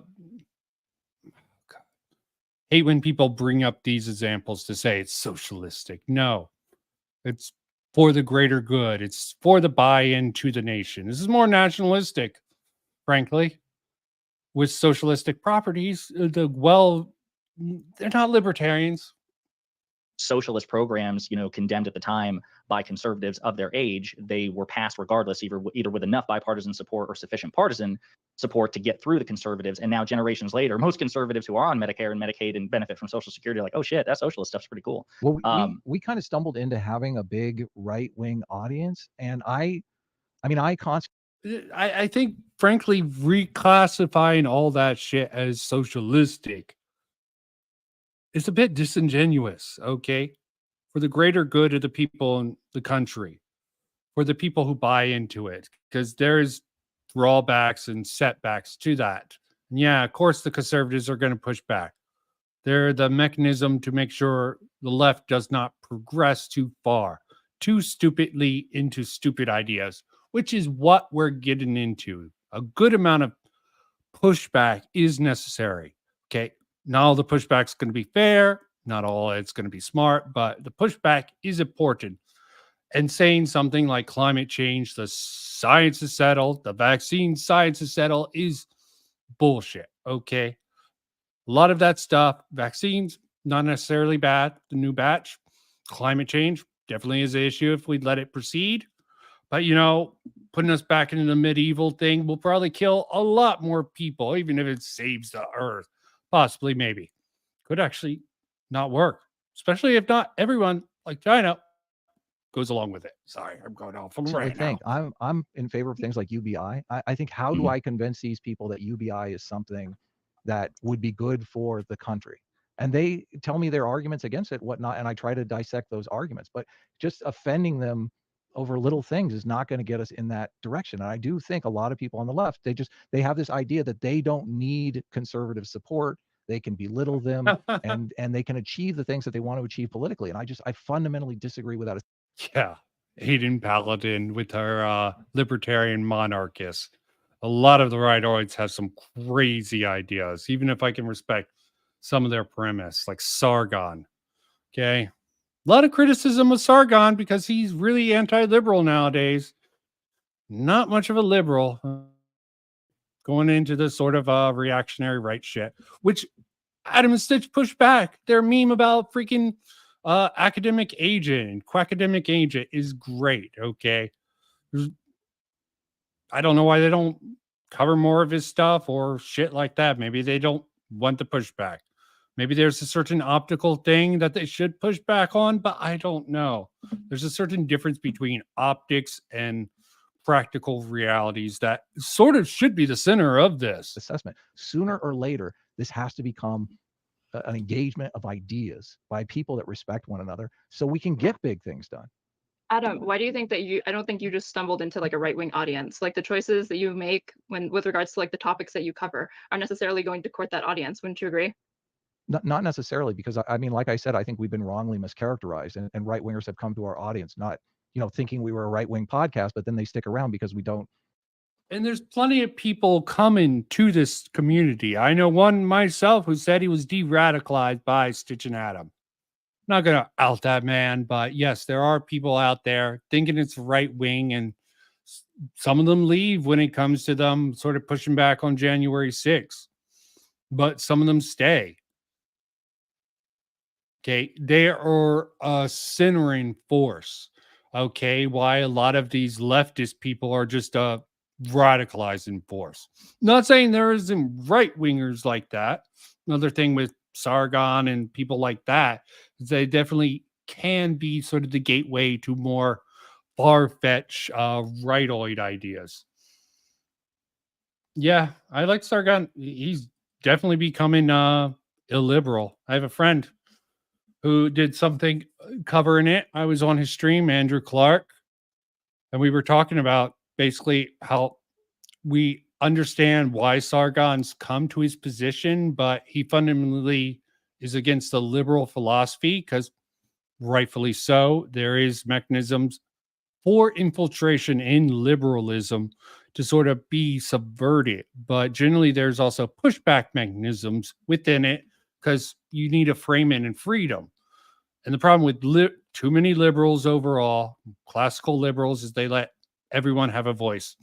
And people need to start, within liberals, need to start pushing back on the crazy people and saying, yeah, you don't have a place here if you don't believe in the same values as us. But freedom of speech. Yeah, you have freedom of speech. We're not going to platform you still. Fuck off.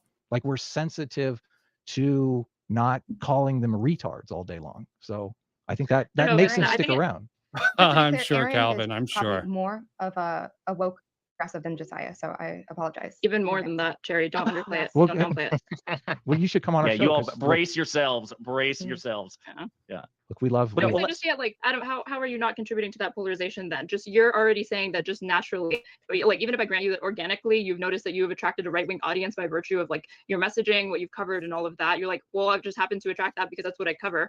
Then like kind of naturally the same thing will happen with like liberal or left-leaning pundits also, Look, it depends like they upon why don't they're even have there. to vilify the other side. You're going to. Because most liberal, so-called liberal and left-leaning pundits push people further to the left. Give an example that doesn't happen, okay? Maybe Destiny is one of those examples. Maybe. But even in his showing here, it seems a little weird that he's taking this. He's not going to reach some right-wingers. He's just trying to bring people in his camps with power politics. To attract people that kind of already agree with you, Well, confirmation I don't think the issue is attracting the audience, because when last time we did a poll, I think it was something like 60% of our audience identified as right wing and 40% left wing, or something to that effect. And attracting the audience isn't the problem. I think, people generally say that YouTubers radicalize their audience, and I think it's the opposite. I think the audience radicalizes the YouTubers. And what happens is once they attract these audiences, they start. Yep. That is absolutely the truth. People follow pretty much the topics. Seen it happen all over. They let the audience decide where they go. Even if they have nothing intelligent to say about it, if you just go, this person's bad, people will just seal clap for you no matter how dumb you are. G-Coops is in, if he's still in here, he can understand that. Just because people say this is bad, if you don't understand and explain why it's bad, if you just make fun of them, yeah, certain cathartic feeling among that. If you're not smart enough to understand why it's bad, and you're just going for the seal claps for the own and crap like that, team sports, it's a waste of time even doing that shit.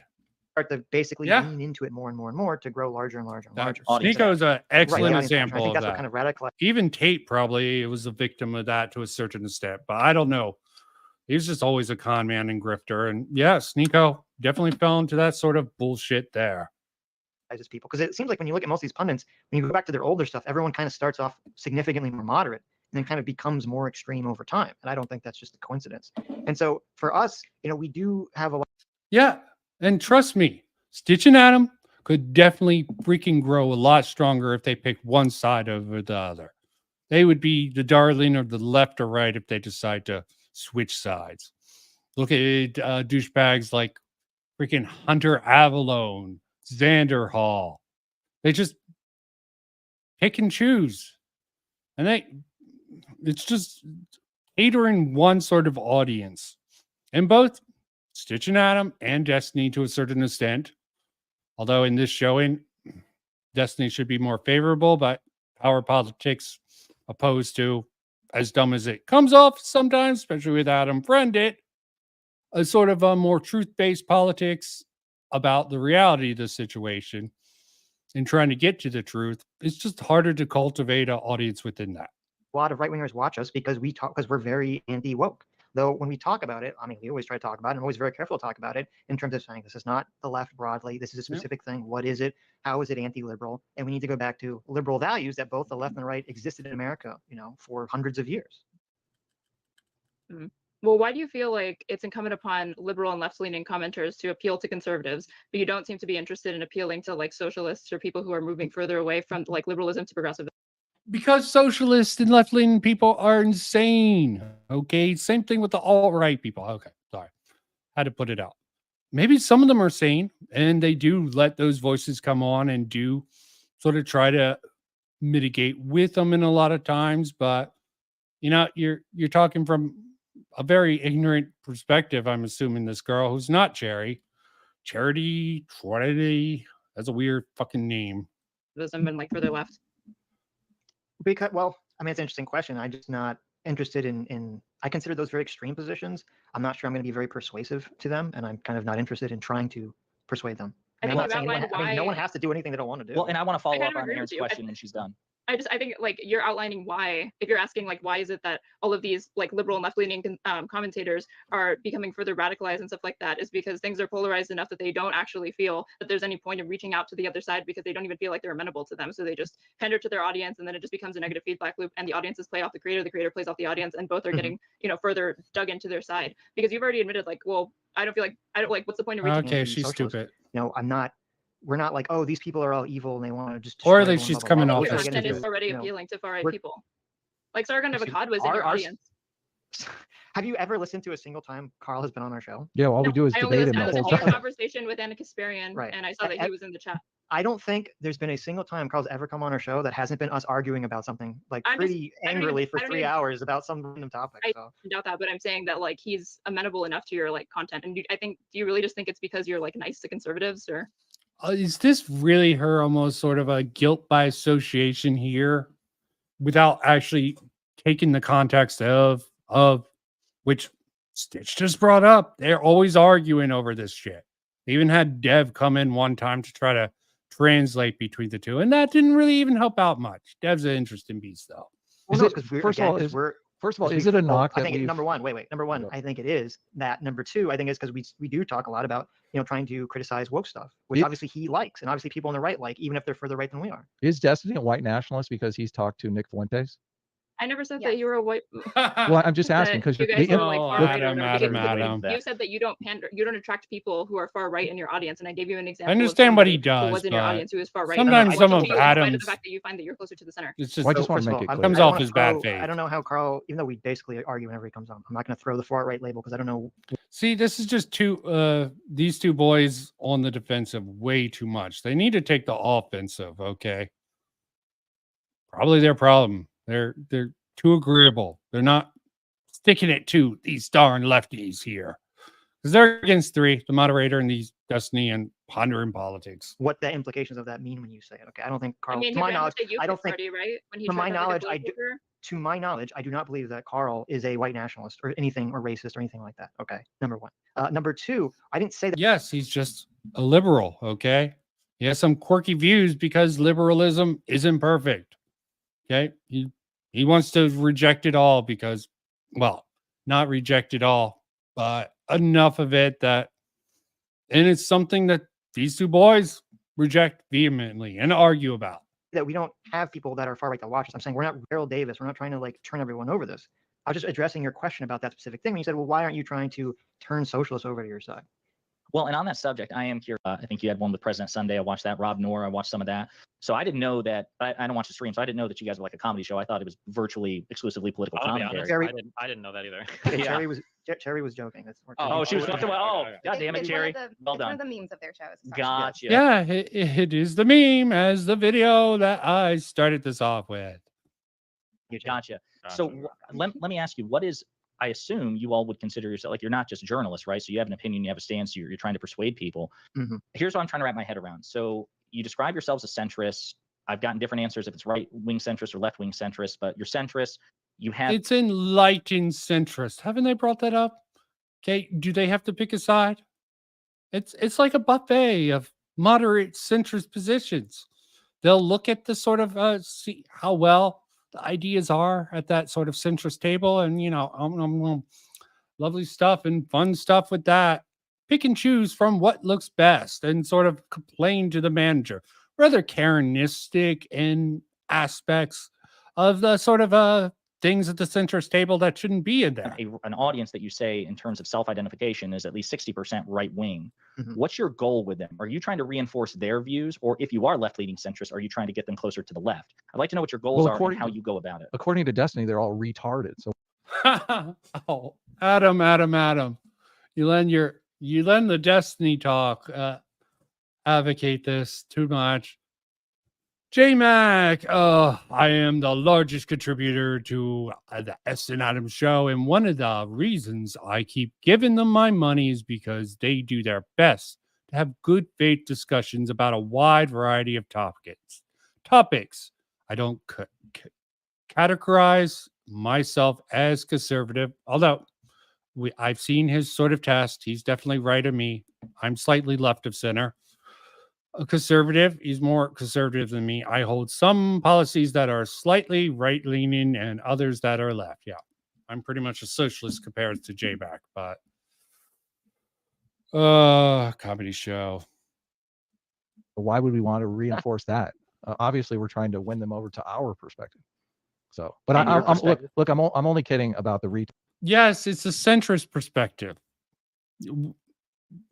I mean, maybe they will fall in a camp in one day, but they seem pretty solidly in the sort of buffet of centrist ideas and picking what they like and trying to fuck up with everything and going against the extremist position. retard thing. I think there's a giant miscommunication that goes on between progressives and conservatives.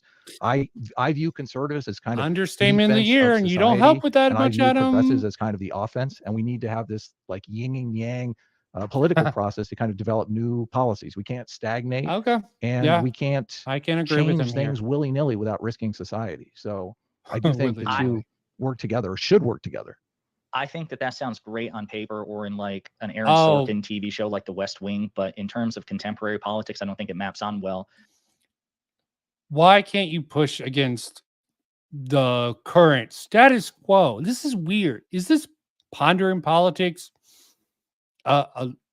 Just a liberal, a leftist, progressive that he doesn't want to push back against the status quo we live in?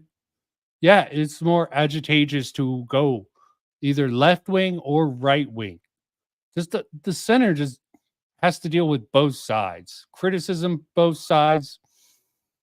Just need to take a solid stand against all this shit and not even deal with some of this stuff here and not letting all this fucking shit get obfuscated about what we stand for. And the comedy show meme and enlightened centrist probably confuses a lot of people, but being in the middle, we have to deal with a lot of shit overall. People not understanding a lot of things, and it's just sad.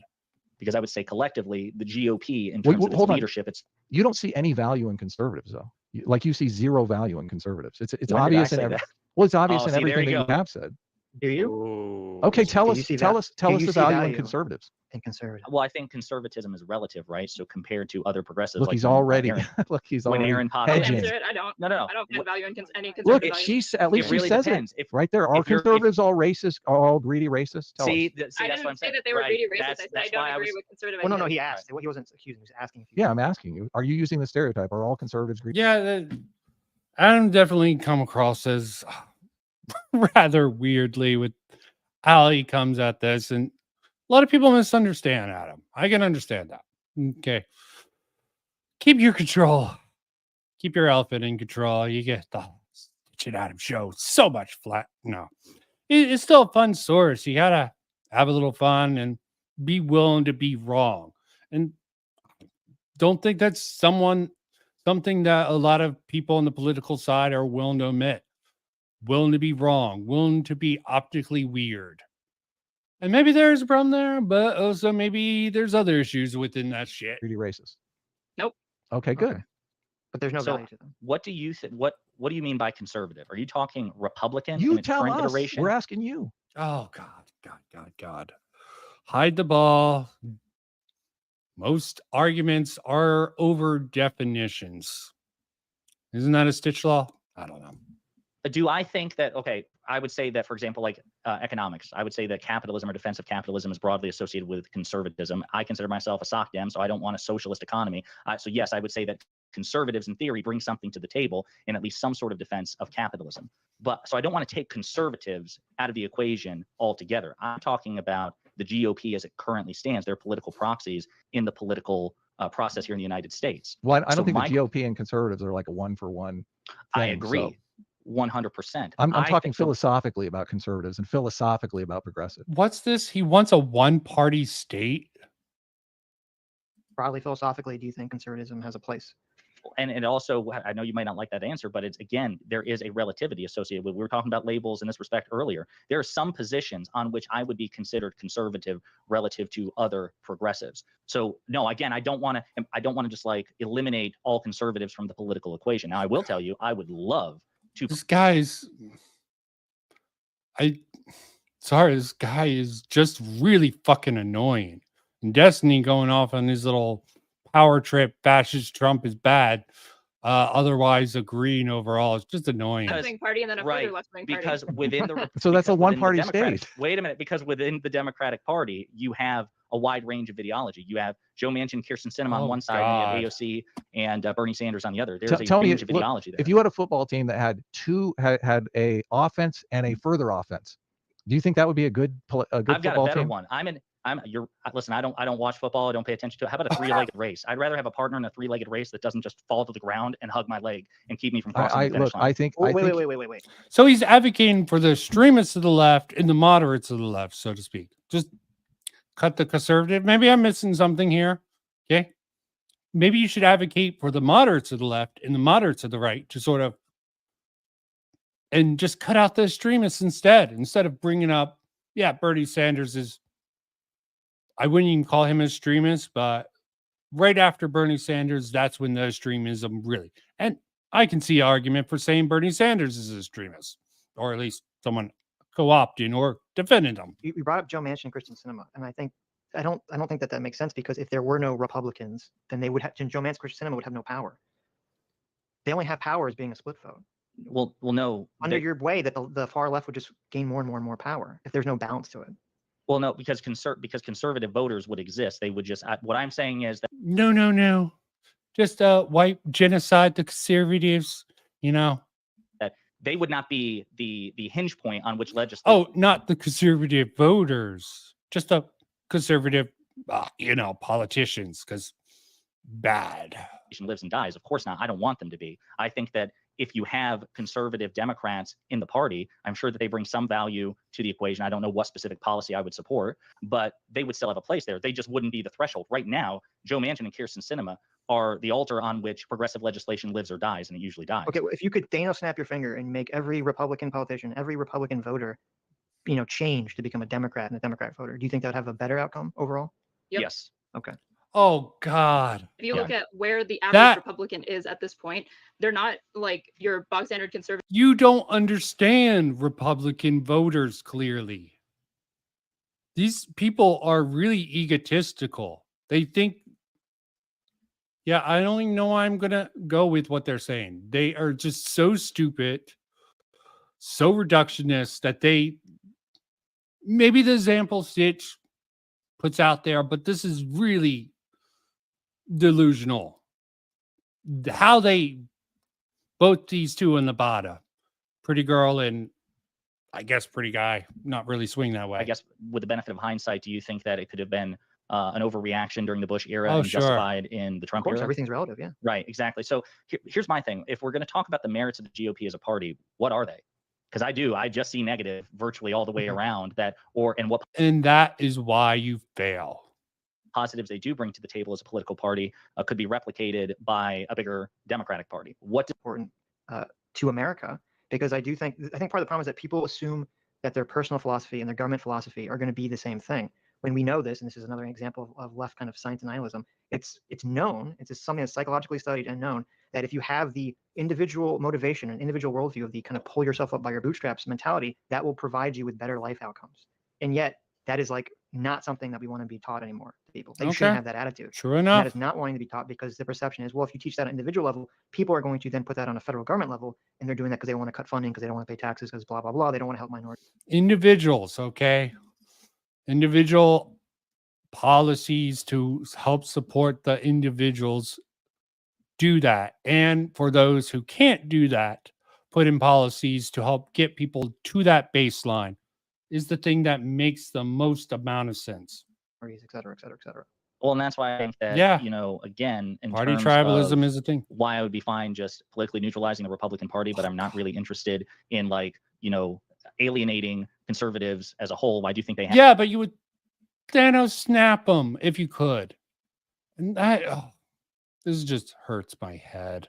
a place. And again, conservatism is relative. I think it's entirely possible to justify a conservative philosophy on an individual basis. Like you said, the pull yourself up by your bootstraps mentality. That's a terrible piece of legislation. Like that's a terrible basis for legislation. You need a robust, social safety net and welfare state. But I think it's probably a great ethic to try to instill in somebody on an individual basis that you should try to master your environment and perhaps not just assume that you will have some sort of support. Yeah, but if you don't have the Republican Party to advocate for that, how would that mentality would sort of be rooted out of the political landscape, and that would not be reflected in any of the policies?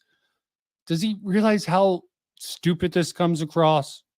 He's like, yeah, on an individual level, that's great, but we shouldn't have anyone in the political scene advocating for that at all. Maybe they should be there to advocate for that not being taken away from certain people, because that's what's going to happen under this idea that this Pondering guy has. Or even if that support should exist by your society or your government. But for me, and I think this is also one of the things where you and I disagree on, or the three of us disagree on, Adam and Sitch, is No, this is what a lot of people with half a brain and not in a political tribal camp would agree on. Okay. Yeah, in an idealistic world, maybe you're right, Pondering, but are we in the utopia? I don't think so. more interested in the political proxy of conservatism in the United States, the Republican Party, because they're the ones who actually wield power. And I also think that it's a feedback loop. I don't think that Republican politicians are just being radicalized by base. I think they also radicalize their base, and it just feeds back and forth. Yeah. Okay. Come on, guys. Ask them if they don't think left just does the same exact thing. Come on. Don't let me down. Blind, going through with And this. I hear you talk a lot about conservative culture and cultures. People actually wield power. About cultural issues on our show overall. So could you expound what your thoughts are on the GOP? Well, so to be clear, we primarily, I would say, talk about cultural issues on our show. Oh, fucking hell. You're not going to push back on the stupidity of what he was just putting out. Too fucking nice, guys. You're not going to push back on some of that stupidity that came out of his mouth. Complete delusional talk. I don't even know. Okay. Trying to be nice, much more fair and receptive, but you can't always be on the defense. They're just being put on the defense this whole time. You can't have that. It's just law to always have to be on the defense. Overall, I mean, we don't even spend that much time talking about Democrat politicians individually, of those things. But in terms of specific Republican politicians, I'm from Florida, and I remember at first. I remember at first. Yeah, Stephen's there. That's exact. It's not even DeSantis. It's the fact that Stephen's there too. There you go. In the vicinity. But no, because at first I was like, I was happy with DeSantis doing like all the anti-woke stuff, the anti-CRT stuff, and things of that nature. But then yeah, because that shit is pervasive. That's hiding the ball. Okay. Oh, it's not wokeism. That's not CRT. You're not defining it correctly. It's still freaking disruptive. When he went after Disney, I was like, to me, this yeah, that was a mistake. Okay. Use of anti-free speech for Disney, just because they said that they you don't should not be giving these guys ammo. The parental rights education, leverage his political power against him. So I kind of lost a lot of respect for DeSantis at that moment. So getting back to Stephen's, Stephen earlier used the F word, the fascist word. Do you think that the GOP has a fascistic strain to it? I think everyone has an authoritarian strain. Do you think? I think that's going to manifest through, if you mean fascism, like actually the definition of fascism, then obviously that will manifest in the right through fascism, and on the left will manifest through usually some kind of authoritarian communism. Yeah, okay, well so, then, really quick. That is a yes. You think that there are fascist elements of the GOP, but you're just also saying the GOP too, and the no. I think there are authoritarian elements in all people in all parties that are always trying to manifest themselves, and then we have to fight back against them. Do you think it's who does it worse though? Yes. Do you think the Democrats do it worse, or do you think the Republicans do it worse? Right now, I think there's a strong argument you could say that because of all the Trump stuff, that stuff is more at least showing up in government itself. Where I think in the left, it's more showing up in culture. Yeah. And an institutional bias. Okay, so wouldn't you? Okay, yeah, but saying the left doesn't try to propagate it throughout the culture, so the politicians don't have to dirty their hands with it, would be a fair argument to make there. Okay, and since the GOP or the Republican ideas aren't really too entrenched in the cultures, we're getting the pendulum swing back. We've seen some pushback in the culture, so maybe the politicians should let up on this. And I agree with him. DeSantis doing his stupid thing with Disney and that crap definitely was a blow against DeSantis. I think I agree with you. So I would argue that that is the more serious and egregious concern, that you have a party that is trying. No, that's a more serious concern. You have leaders who can be criticized directly by their actions, opposed to a sort of nebulous culture that's persuasive. And you can't really point to one thing. You have to make a whole chain of logic to even make a decent argument of why shit like the sort of things that the anti-CRT, don't say gay bill, all that shit. That's that's harder to make an argument. It takes a lot more work to establish that. And they hide the ball with a lot of those fucking ideas out there. To ensconce fascistic policies into law versus, social disagreements with. What is the fascistic policy that they're implementing? Oh my God, where do we even fucking start with the GOP? Well, no, because I think we're talking about very different things. The border wall. In my opinion, Trump's border wall.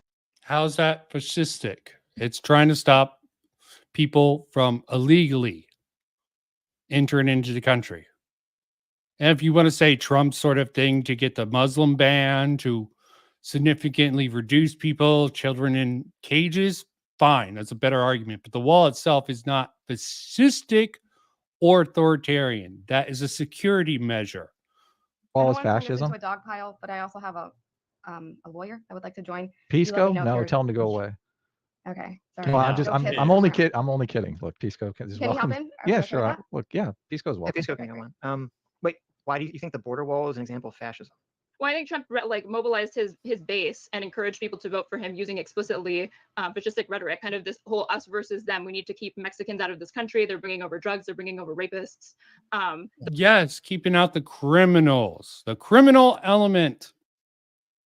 The Muslim ban, like a lot of it was the stoking of like xenophobia, stoking of like xenophobia at their support. It's not really going to be policy that Trump really had and like staked this border wall. I would Which also now who voted for Trump, who are now suing the Trump administration. But so the way that I think conceptualize the right is that the right or the conservatives generally view things And as pulling the another threat to lefty, society why coming not? from an external Pisco. source coming in to infiltrate the society and then degenerate it from within. It's kind of how like the right-wing moral framework works, and the left has Yeah, the opposite framework, where they believe that all the problems from The society come wall from is just a pre-existing systems security and measure. traditions, If you want and so to, that there's all this like if you want to malevolence do already some built policies into wherever Trump they are, did, that's a so they have to different go issue. But the outside to find wall, new ideas, or they have to hell. expel sort of like the corruption from within. And so it's interesting because when you say like, oh, it's a Trump is pushing this very mechanism us to versus them keep out the mentality, I don't bad disagree with that. element. But you don't notice it because it's invisible to you that was also the us versus them is just the narrative that the left is pushing. It's just not doing it from a country standpoint. It's saying, oh, these racists or these Republicans, they're the them and you're the us. What about Yeah, it's the cultural element. The cultural element is much harder to get rid of, that mentality within people. You can vote out politicians, plus, of course, they take over, but then the mindset of the leftists is completely different. That's harder to root out. Basing that off of like not something that's not an immutable characteristic. It's not an immutable characteristic to be a conservative. Those are policy choices and people making up their minds to support certain candidates and make certain. Yeah, and your example of the wall is fucking stupid, okay? You're starting with a false premise with your own sort of ideology, your own particular ideology baggage attached to it. Decisions and their actions, which all have consequences, as opposed to what you're talking about, which is people criticizing like cultural preferences and aesthetics. I find these to be very different and one to be a lot more serious than the other, because the president of the United States is trying to stoke animosity on Waste of space. Obviously, immutable characteristics. I don't think it matters. It's not like those people are going to change their political affiliation, on a. I'm curious about that. How do you mean? Well, no, because like, so I'm sure you've seen that like really stupid centrist meme where it's like you have the KKK on one side and you have like the civil rights on the other side and you have the person saying compromise. yeah, Adam retweeted that. Yeah, the other day how's and said it that was been based, working if I out, remember G correctly. Coops? No, he tweeted my version and said it was Oh. based, Oh, which is gotcha. where on one Sweden. side you have the people. Look at that this say guy. KKK, Remember He's Tim done Pool things, going in Sitch. there. What the hell? The other side is Might the have been people that staged a have, like, little all bit, but Antifa I'm hoods on, and they're saying sure we want to destroy I liberalism, don't know or about the so, we want to facts of the destroy liberalism matter. and It just capitalism. doesn't And seem people's response to this, I thought, was really great. stupid, which is saying, how can you compare those two No things? way. They want to kill people that are black, and they want to kill Hopefully people you're based on safe an there, idea. They man. want to kill an ideology, and it's like how many wars in human history are fought over ideology? Okay, World Three. War II was fought over ideology. The idea that you're going to separate ideology from being a less of an egregious thing to go after people over than the race, I just completely disagree with. Okay, let's chill. Okay, World War II, Japan, Germany, it was not just an ideology. There was a lot of racial shit and racial superiority baked into this as well, okay? Well, no, that's true, but obviously Yeah, but who started the sort of racial shit? Why did they have to back to that sort of a scapegoat of the Jewish people? Come back to the core premise. You're talking about World War II. What about World War One, the initial incident? What had the German people so desperate to find a scapegoat and go back to this sort of tribal mentality? And I doubt they'll. It's a trap, man. It's a trap. the ideology was fascism versus non-fascism, right? Ethnocentrism is an ideology too. Well, yeah, I mean, that was an ideology. Like, a lot of it was also built on like literal racial superiority, right? That Okay, is an okay, ideology. fair enough. So yeah. maybe I should, instead of using World War II, I should use, like all the conflict that was going on in the Cold War, which was definitely based around socialism versus Sure. liberalism.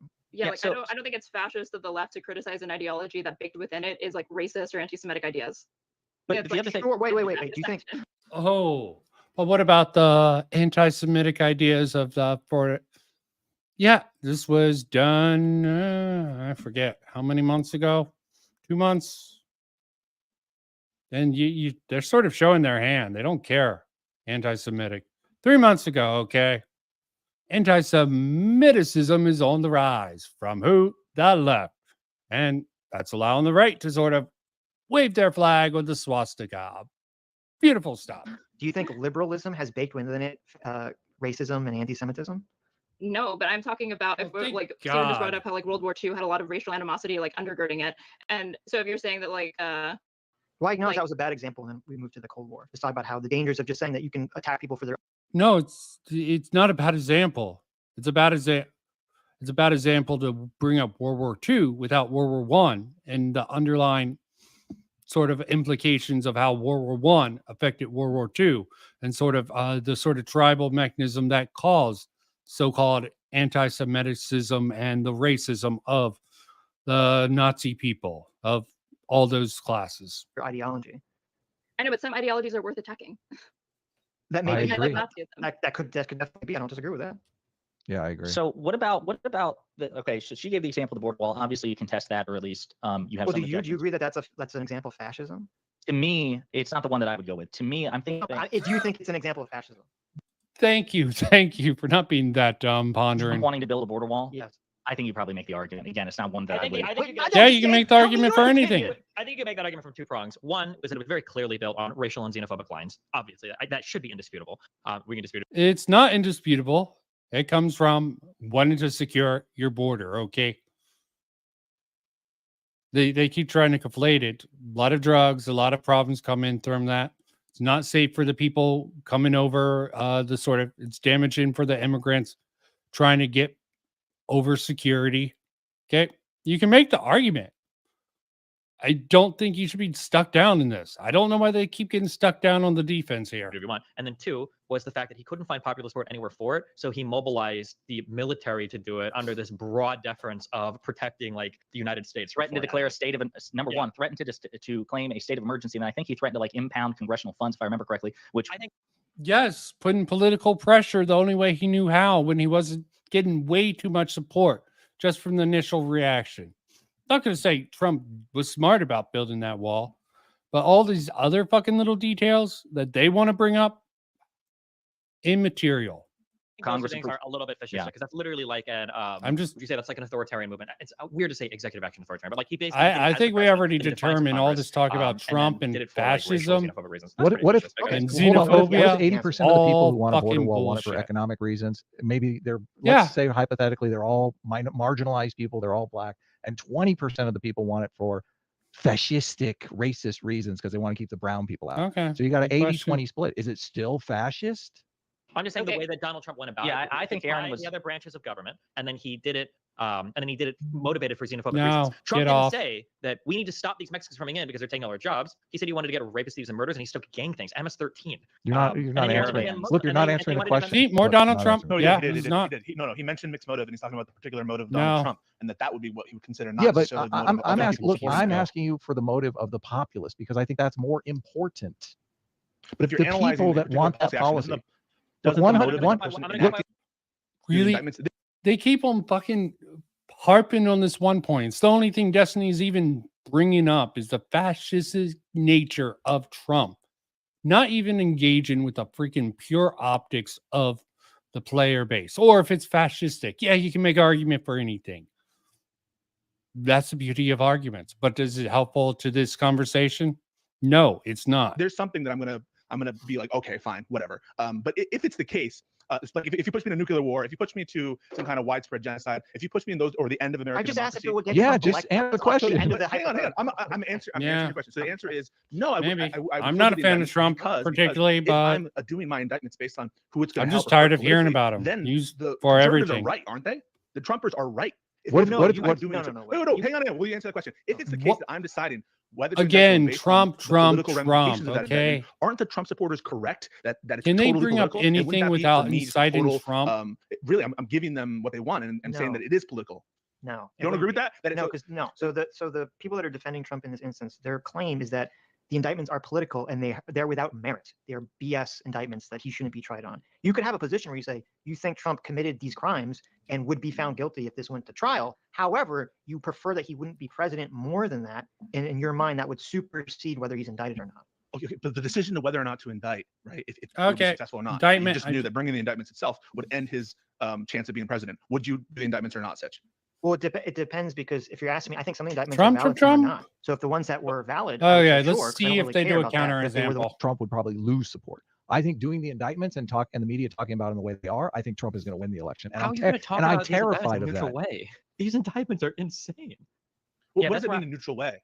Well, I think you What do just talk Also, about the facts of the case. how did the media cover Clinton's impeachment with Monica Lewinsky? How did the media cover Watergate with Nixon? Like Yeah, Trump's stuff is an order of magnitude worse than the both of those. the events. Monica And Lewinsky stuff is perfect because it didn't it help Clinton get reelected?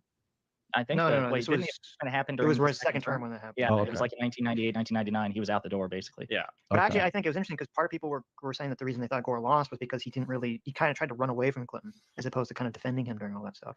Yeah, but before see, the here's Monday morning quarterback. but I guess baked into this, and I don't know, maybe I'm just misreading it, but again, the presumption, the burden that you are imposing on progressive commentators in the mainstream media to handle Trump with kid gloves and the Republican Party as it is now, I just don't get it. You are It's not kid contributing. gloves though. Why are you describing it Yeah. that way? I think you could talk about these indictments in a neutral way, and I think What would that we sound could- like? Can you Media point that out? talks about Wait, them wait, by wait, saying- hang on, I just- Wait, let me. I'll say because you're asking how do you talk. You just say this is what he's being charged with. Here are the facts that are laid out in the indictment, as opposed to this. We got him, boys, and then the confetti drops. Yeah, what is the fucking wrong with any of this?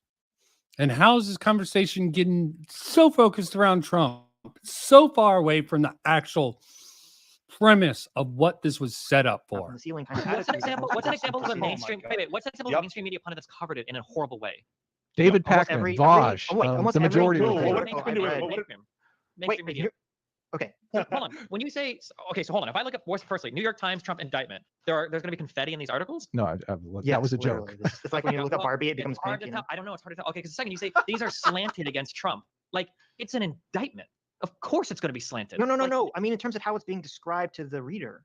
Yes, Obviously, it the is. indictment Can you itself say a is little bit more slanted. about that? It is an indictment. Of course, it's Okay. going to be slanted. Wait, Can you say a little that's bit what more I'm about talking that? about. Not other whether than- the indictment itself is slanted, because obviously it is. Yeah, they're dancing on his Other than your grave. general take on that, can you say a little bit more? Can you say like, okay, the Wait, do you words they're disagree using? with this? Do you Yeah, disagree hold on. with Yes, this? I do. Yeah, Wait. yeah, Also, okay. you need to be really careful. You got to draw a difference between pundits and articles because you're saying on one side you might be saying if you look at a New York Times article, I read a lot of New York Times and Wall articles. Generally, articles are neutral. Now you can argue that the collection of facts they have might be good or bad, or might be biased or unbiased, but they're not usually celebratory. It sounds like you're talking about pundits. And if you want to say in one breath New York Times, and then say, well, look at what Vosh or Sam Cedar saying. These are two entirely separate realms of reporting and news. Also, by He's really not getting at the matter. He's just sort of obfuscating completely here. You don't have an exact example. You can't compare MSB, sort of mainstream news, to these sort of lower level contemporaries, Vosh, me, Sam Cedar, David Pakman. the way, One's wait, actual read the Wall commentary. Street Journal. Read the Wall Street Journal. Read Fox News articles. National Review. National Well, no Review. one's saying Those are Fox News. And what about ism from Pisco? Beautiful. Why are these guys? They're just on the defense. They brought in Pisco.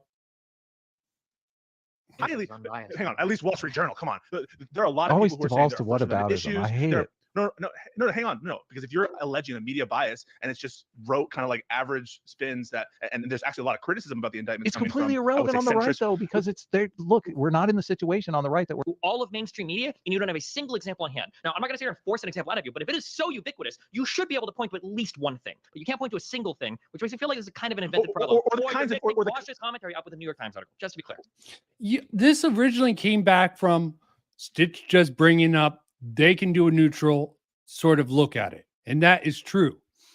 What are you making an argument about? There's too many examples, okay?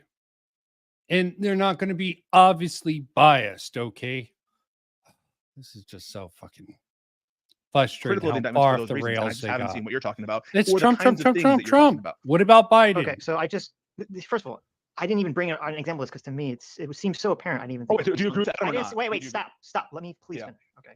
I didn't think this would be a point of contention. I assume people would just agree with this, but I guess not. Because I literally just Googled Trump indictment, New York Times. One of the first articles that came up was an article it's called How Jack Smith Structured the Trump Election Indictment to Reduce Risks. And I've only read like the first 3 paragraphs because we're in the middle of a conversation. So maybe at the end of it, it becomes hyper nuanced. But I get the impression from this article that it's definitely seeming to be putting a glowing spin on Jack Smith and kind of trying to elevate him and talk about how good a job he did with these indictments. Okay. Wait, So wait, I how just do it's a you- Hold on, weird wait, conversation. Just real quick, because Whoa. this is kind of like a 4v2 or something going on here.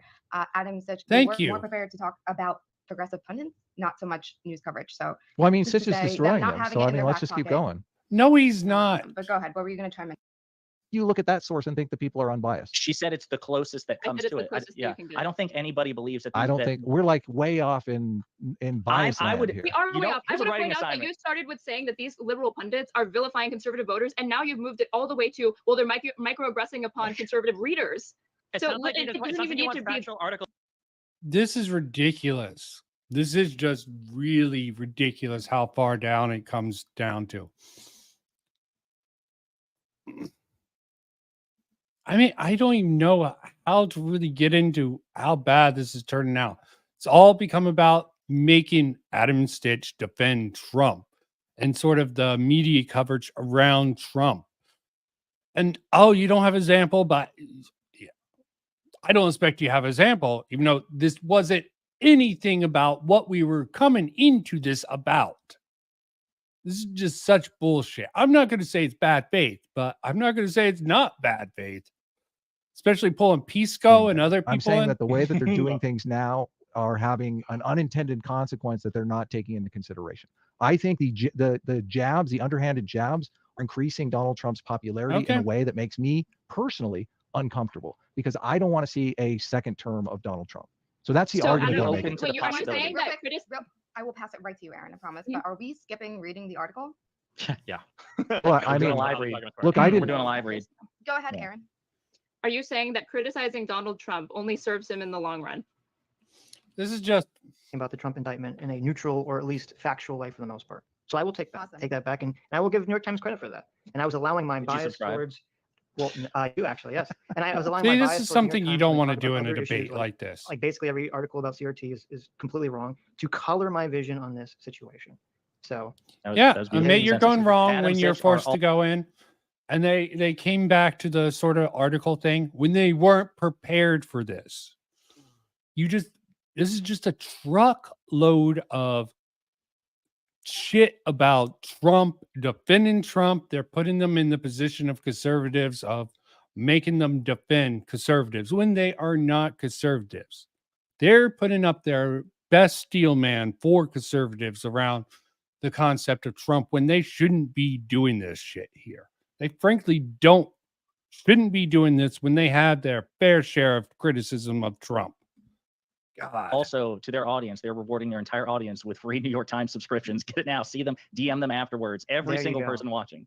but I Yeah. okay, Wait, but do you guys have so a do you, problem with like partisan like wait, journalism? wait. Do you think overall, if you were just on like a numbers game in terms of mainstream media, do you think the mainstream media leans to the left or to the right, or do you think it's neutral?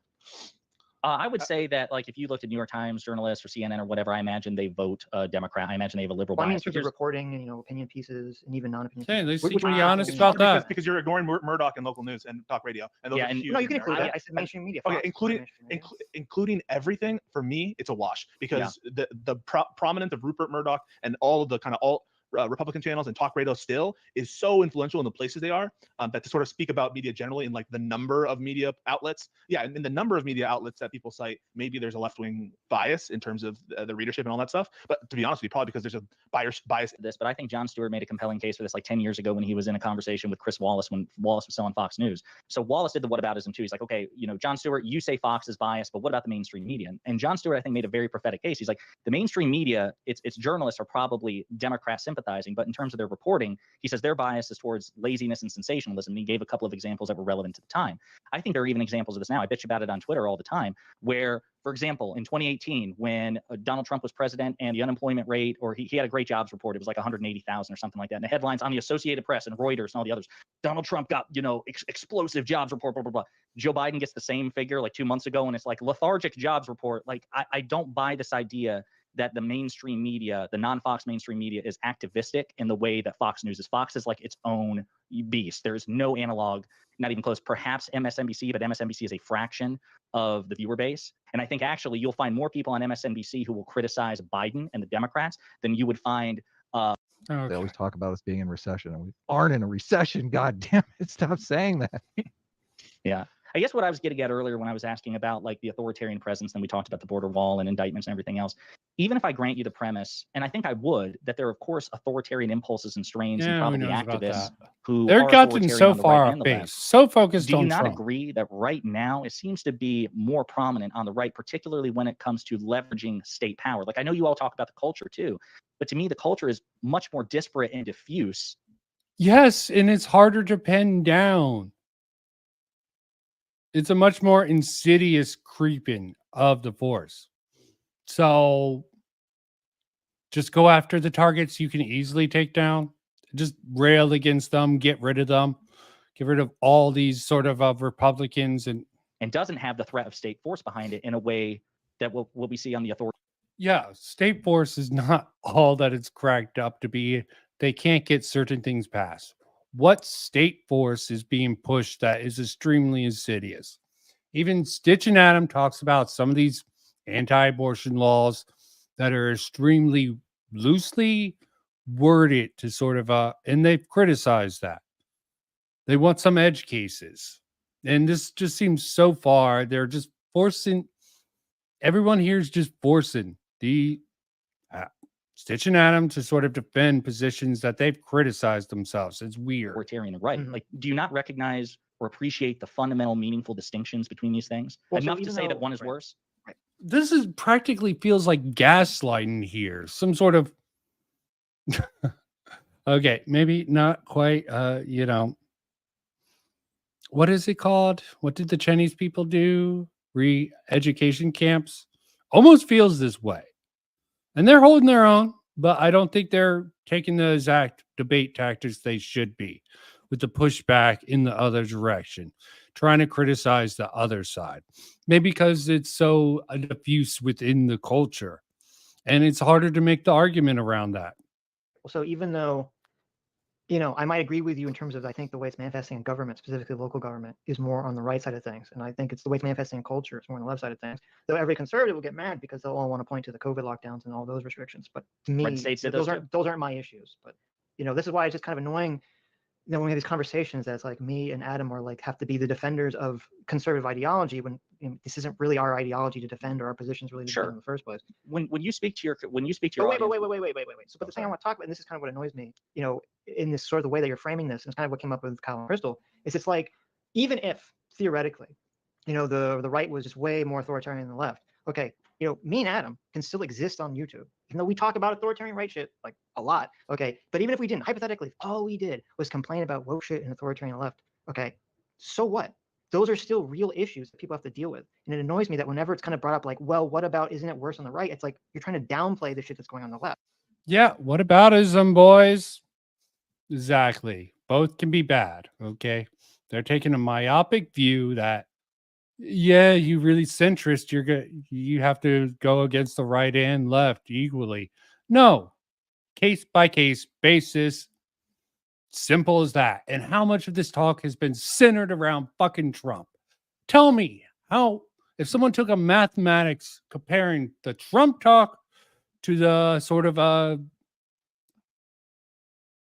left-leaning politicians, how would it break down?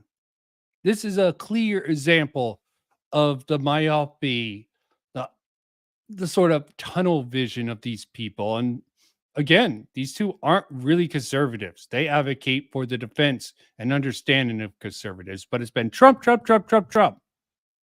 Oh, God. Yep. Okay. I I think think that's something. I think that's just properly contextualizing who's the bigger threat in American politics. No, that's your opinion about it. It's impossible to prove. You're gaslighting people by saying Trump. Trump is a concentrated source of the right's problems, okay? And I don't even think he's half as bad as someone like Putin or a lot of these other leaders out there. I don't hold me to it. I'm not a Trump supporter, okay? But frankly, what's easier to deal with? One man who's rather limited in power, who made who tried to make a convincing argument, which seemed to be factually incorrect, that the election was stolen. He took all the properties, did a speech. Some of his supporters did some stupid stuff, and everyone called that a fucking coup, even though it was a joke of a sort of a thing to go after, or just a constant reign of the progressive leftist ideology being out there in the media. Yeah, they brought up the point that there's a lot of conservative ideas among the lower stream levels, but frankly, this is just ridiculous. Yeah, they did excuse the PML Summer of Love, fiery, peaceful, but Sitch isn't going to use any of these examples. It's all Trump, Trump, Trump all the time. I just don't understand why they don't push back with any ammo to counter them. It's clearly the right. Listen, so that's Steven, not look, the Steven's a argument, great though. example. Look at Steven. Steven's a great example. Steven bitches about the left all the time. But you know what? When pushed, he'll say the Republican Party and the Democratic Party are not equal in terms of their corruption, their stupidity, their It's a authoritarian. different view. Wait, he has Wait a a minute. different view. Okay, we complain about things on the right all the time. You were just praising me for attacking the narrative on the Devin Archer testimony. Yes, I So agree. it's like, That was an it's like instance. casting us in this weird light. Where like you're acting like that we are the Tim Pool equivalent, where we're just kind of feeding one side something that they want to hear while trying to cast ourselves as centrists when you don't think that we are, which is not us. Well, that's what I asked. I don't when think you are. Well, thank you. Yeah. You do think you? Pisco liked our Rob North No, debate. I don't. Yeah, no, I don't think that they're the equivalent of Tim Pool. I think that we're talking and debating about with people with whom we're like engaging with their actual genuine points, and they just disagree on some stuff. And so Sure. I'm never coming at them with the perspective that they're one frame or like one label or not. I just disagree. And it's fine for you to have your own. You want to emphasize. Whoa, a good take from Pisco. Probably don't listen to him enough. Culture issues, and that's your bread and butter. That's okay. But if you're going to come on here and we're going to have a comparative conversation, if that is the conversation, comparing. But this is not a comparable conversation. That's where Pisco's getting it wrong. It's been Trump, Trump, Trump, Trump, fascist, fascist, fascist, defense, defense, defense. Okay. Maybe it's their fault for not really pushing back, being too nice, trying to defend a position they don't even really hold, not even giving the counter. But you just look at the breakdown of what is the criticism against them, and they're doing their best, but this really isn't the hill that they should be dying on, and they're not giving the pushback they should. Maybe they're trying to convince, maybe they're just unprepared because destiny, the perception of destiny, that's really foolish. And one versus the other. I think that, and if you're going to say it's a wash, that's an argument that I'm going to engage. Well, no, I said I Right. think in terms of the way it's manifesting in government and local government, it is more the right wing stuff. Yeah, but I yeah. do think it's manifesting in culture way more than the left. And I think culture, culture and politics feed into each other. Politics is downstream from culture. do you think the right These are important things. Well, that view of it, that dichotomy, the frame of it, I just wholly disagree with as a setup point, right? For me, the right wing right now, culture and politics are not separatable. They're not. You can't separate them. They've congealed. They're all one thing. Their culture is their politics. Their politics is their culture. So here's kind of, I think I should have brought this up. This is kind of the reason I think this manifests this way, is that the way it kind of seems to me is that you had like a woke or leftist infiltration of a lot of institutions and culture that kind of just seemed to grow like a snowball, grow and grow and grow and grow and grow. And it only got pushed back recently. And the way it's getting pushed back is through government, because it can't get pushed back through college. Okay. Very valid point here. But yeah, I don't want to see how this turns out, but And keep through going. these sorts of institutions. So of course you say, well, look, all the pushback, all the authoritarianism is coming from the right in government. Are you Yeah, talking about so- postmodern neo-Marxists invading academia? Yes. You're like tracing a causality there, that the reason that they're going after these institutions, that they're using their governmental means to sort of clamp down on cultural issues, is because there is no other option to do so. And Well, I assume you even agree at that bottom that's what caused the pushback, right? are you No, you speaking think it's all specifically like- about CRT or? Anything, yes, you're CRT, talking and about- any of the sort of woke stuff that seem to definitely be kind of permeating in colleges. I'm not sure I accept that Yeah. premise, but well, hang on. If even if we did, How can you not accept the premise? Didn't they already agree that what the Republicans or the GOP or conservatives, however you want to label them, they have more sort of and it's not even really true. Donald Trump is just like the biggest figure. And among the sort of, there's a few other big conservative Republican politicians out there. Some of them pushing a lot more rhetoric than intelligence. You got enough on the left. They're a little bit diffused because it's the progressives versus the freaking more, I guess, neoliberal people. I don't even know. Wouldn't that be a tacit confession that the Republicans or conservatives have lost in the marketplace of ideas? Because it wasn't always No. the case. Wait a minute. No, How did culture become woke or liberal? because it's from a elected? top-down. Wait, because it's from a top-down thing. Like we can use CRT if you want like a specific example. Because if there was CRT and CRT concepts being taught in schools, or gender theory ideas being taught in schools, that the public doesn't necessarily agree with CRT or a gender ideology or any of these things, but they were being taught in schools from a top-down approach. When do you And so think the then left captured culture? Well, wait a minute. I'm thinking like gender ideologies. I know like CRT goes back to the 70s. Let's set that aside for a second. You're talking about gender ideology. If I again accept that premise, when do you think culture became woke? Because I thought teaching gender ideology, as you define it, was a relatively new phenomenon. it is. That's my argument. I don't understand. So culture only recently became woke, like within the past 2 or Yes. 3 years. Well, I say it started in 2014 and it kind of like snowballed and got big. See, Sitch obviously it only started to manifest after like 20 years of sort of slowly distilling these ideas to make it more persuasive. And yeah, Stitch is completely blowing it here if he's saying it only sort of showed it. The better way to say it, maybe he'll correct this in a bit, is that woke culture has started to show its face. I wouldn't even say 2014. I'd say, again, 2018, the progressive stack that just fucking slammed down the fucking Occupy Wall Street movement. And I'm sure there's been ideas before then that hasn't been seen before then. So probably date it back. And all these ideas came in. It just only started being hardly implemented around the time frame where Stitch is talking Bigger about. and bigger and bigger. Yeah. What was it prior to 2014? It seemed like from my opinion, as someone who was definitely further more on the left back then, I think culture in the mainstream definitely felt more to the left, but it felt more rooted in liberalism. And now it feels like the woke stuff is anti-liberal. So my estimation, and maybe others on this panel disagree with me besides you and Adam, is that most of American history, it was, if we're going to use this label, anti-woke, and has become more woke over time. I think anti-woke preceded woke. Okay, so like, No, you can't have an anti-woke. Liberalism was the underlying philosophy of all this. talk about 2014. I remember Framing this as anti-woke is just moronic, okay? It wasn't anti-woke. You can't have something anti that didn't actually exist. Please push back and on the this, Dixie guys. Chicks bitched about President Trump or President Bush and got eliminated overnight in terms of their radio outreach.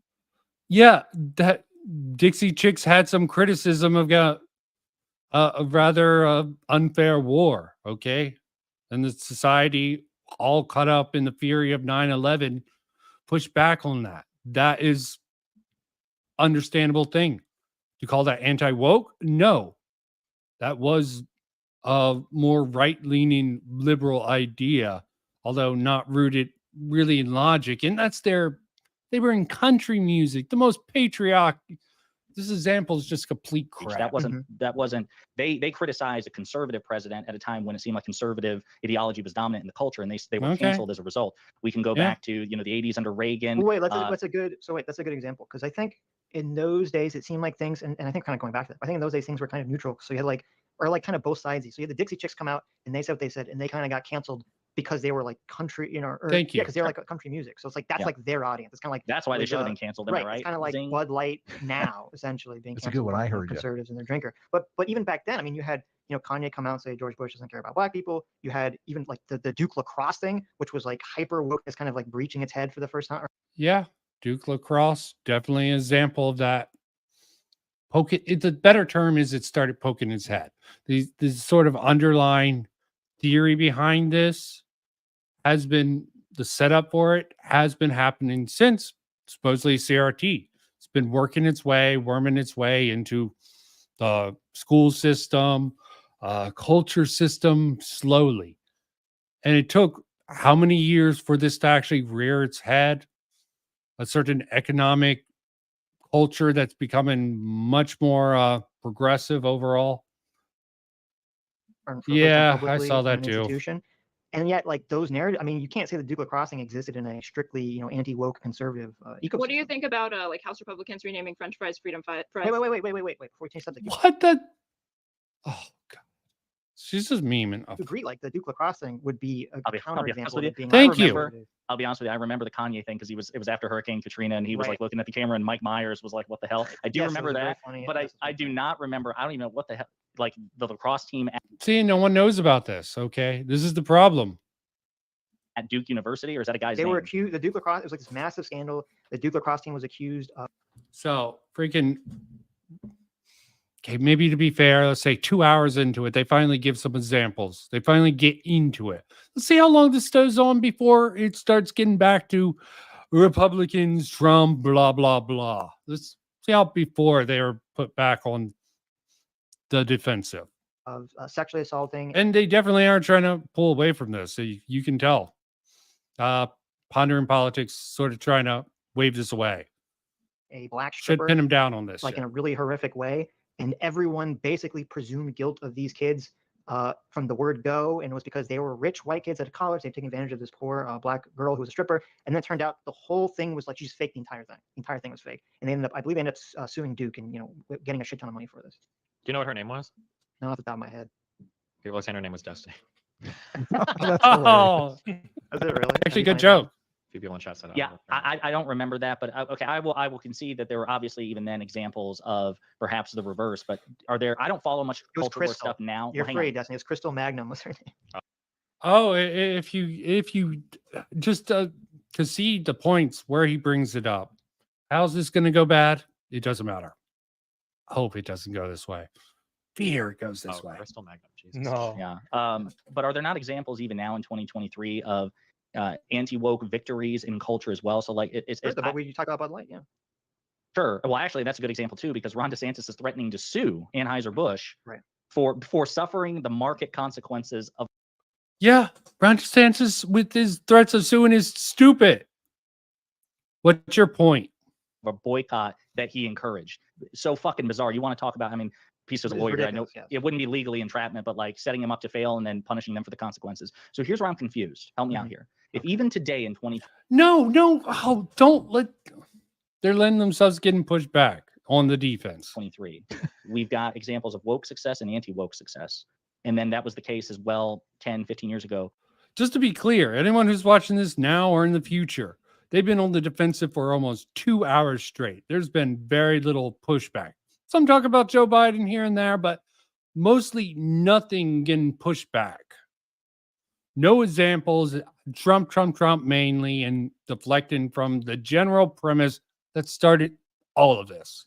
Maybe the culture war or the culture situation is a bit more diverse than some people would believe. Like, Okay, it's so not, right. I understand what you're saying. So okay, Yeah. I'm not. My position is not that culture for the last 200 years has been woke, and finally now the Republican Party has woken up to fight back against the socialists. That's not my argument. My argument was from 2014 things started seeming to become pretty woke, and it kind of got bigger and bigger and bigger, especially in Yes, on the surface. Okay. Underline before that, what he was talking about with the invention of CRT, even you can go back to critical theory, which spawned all these sort of critical theories, queer theory, post colonials theory, critical race theory, been in the works for 100 years, developing them, seeing how to work on them in society. So I'm not exactly, I mean, he's simplifying. Sitch is simplifying this extremely. colleges and other institutions, and then the Republicans and the right started pushing back on it recently, and they've been doing it through government. That's all I meant, and that's all I said. okay. Do you And- but disagree with that framing? I would need it because I'll be honest with you, culture war stuff is not my wheelhouse. I would need to go back and seriously think about the time frame. Okay, just concede on this, okay? And just go back on the attack, okay? Not discussing the actual problems with leftism and how that is. You're missing a big part of the equation right now. And maybe you can make an argument. A lot of anti-woke people like Sitch and Adam and other people, Adam Friended, all of them make too big of a deal of it. I could see a case for that. But still, to just not be uneducated on all these ideas, incredibly flawed in your analysis of the current state of politics. This is why I need to delve into both politics and media with this. I would rather stay on the media side and not the politics side, but sometimes you got to do some crossover. Frame that you're offering. It's but an all nothing hands on deck contradictory. thing. I mean, Yeah. they do it through government, they do it through media, they do it through convincing people, they do it through all sorts of things. And so I don't know. I just But they I don't think it's a little control the New simplistic York to say, Times, obviously, Pisco. You understand yeah, that. well, they don't use the methods that are outside of their control. So Right. I'm surprised no one pushed back on Adam. Control the New York Times. A good share of stock goes into the New York Times. Yes. observing that is just saying that They use the don't control Daily things they Wire. don't control. Well, It's like, a little so- tautological. The thing that kind of, I think, both kind of changed me and Adam's position on this and kind of woke us up from our left-wing bubble for most of our lives was the You fact are that, woke. there you go. Well, no, it's because, like you, we viewed the right as being the moral majority, right? The Republican Christians that were trying to stamp down on free speech and free That was your expression, first mistake. and like trying to prevent people from talking about things and talking about free expression. And so when we started to see the left doing that 2014, it was Yeah, absolutely true. I had the same view. I probably caught on to this later than most people, or maybe earlier and just checked out of it. But yeah, this is the case. Right, bad. Okay, check out. Maybe I just didn't notice it. pretty jarring to us. Right, yeah. Okay, It we're was like, jarring to what me is too. Listen, happening? you'd be surprised when I was in school. I actually lost a few friends because I was vocal about that I didn't like. I don't know if you guys remember ACLU. they were going after some guy with like no, Calling Jews? I like ACLU. No, I don't know what you're talking about. What are you saying? Am I crazy? There was some guy going at like some woman going after a guy because he had dreads. There was a case where like there was a costume There's controversy. a white guy, white guy. I what- remember talking about, yeah. yeah. All those incidents were situations in which I think a lot of you guys would be surprised, but younger Pisco, college age Pisco, Had was dreads? like very much. I didn't have And they're just getting off into, friendly conversation now. They bring all this stuff up, don't want to actually talk about the facts of the culture, sort of finding sort of some common ground with it. dreads. My hair doesn't work that, but I was like uncomfortable with those moments, and I think Destiny has been very vocal about his opposition to those forces, Yeah, it's great. 100%. And I think that About the culture? No. Destiny's concern are the politics. Peace go. Fuck off.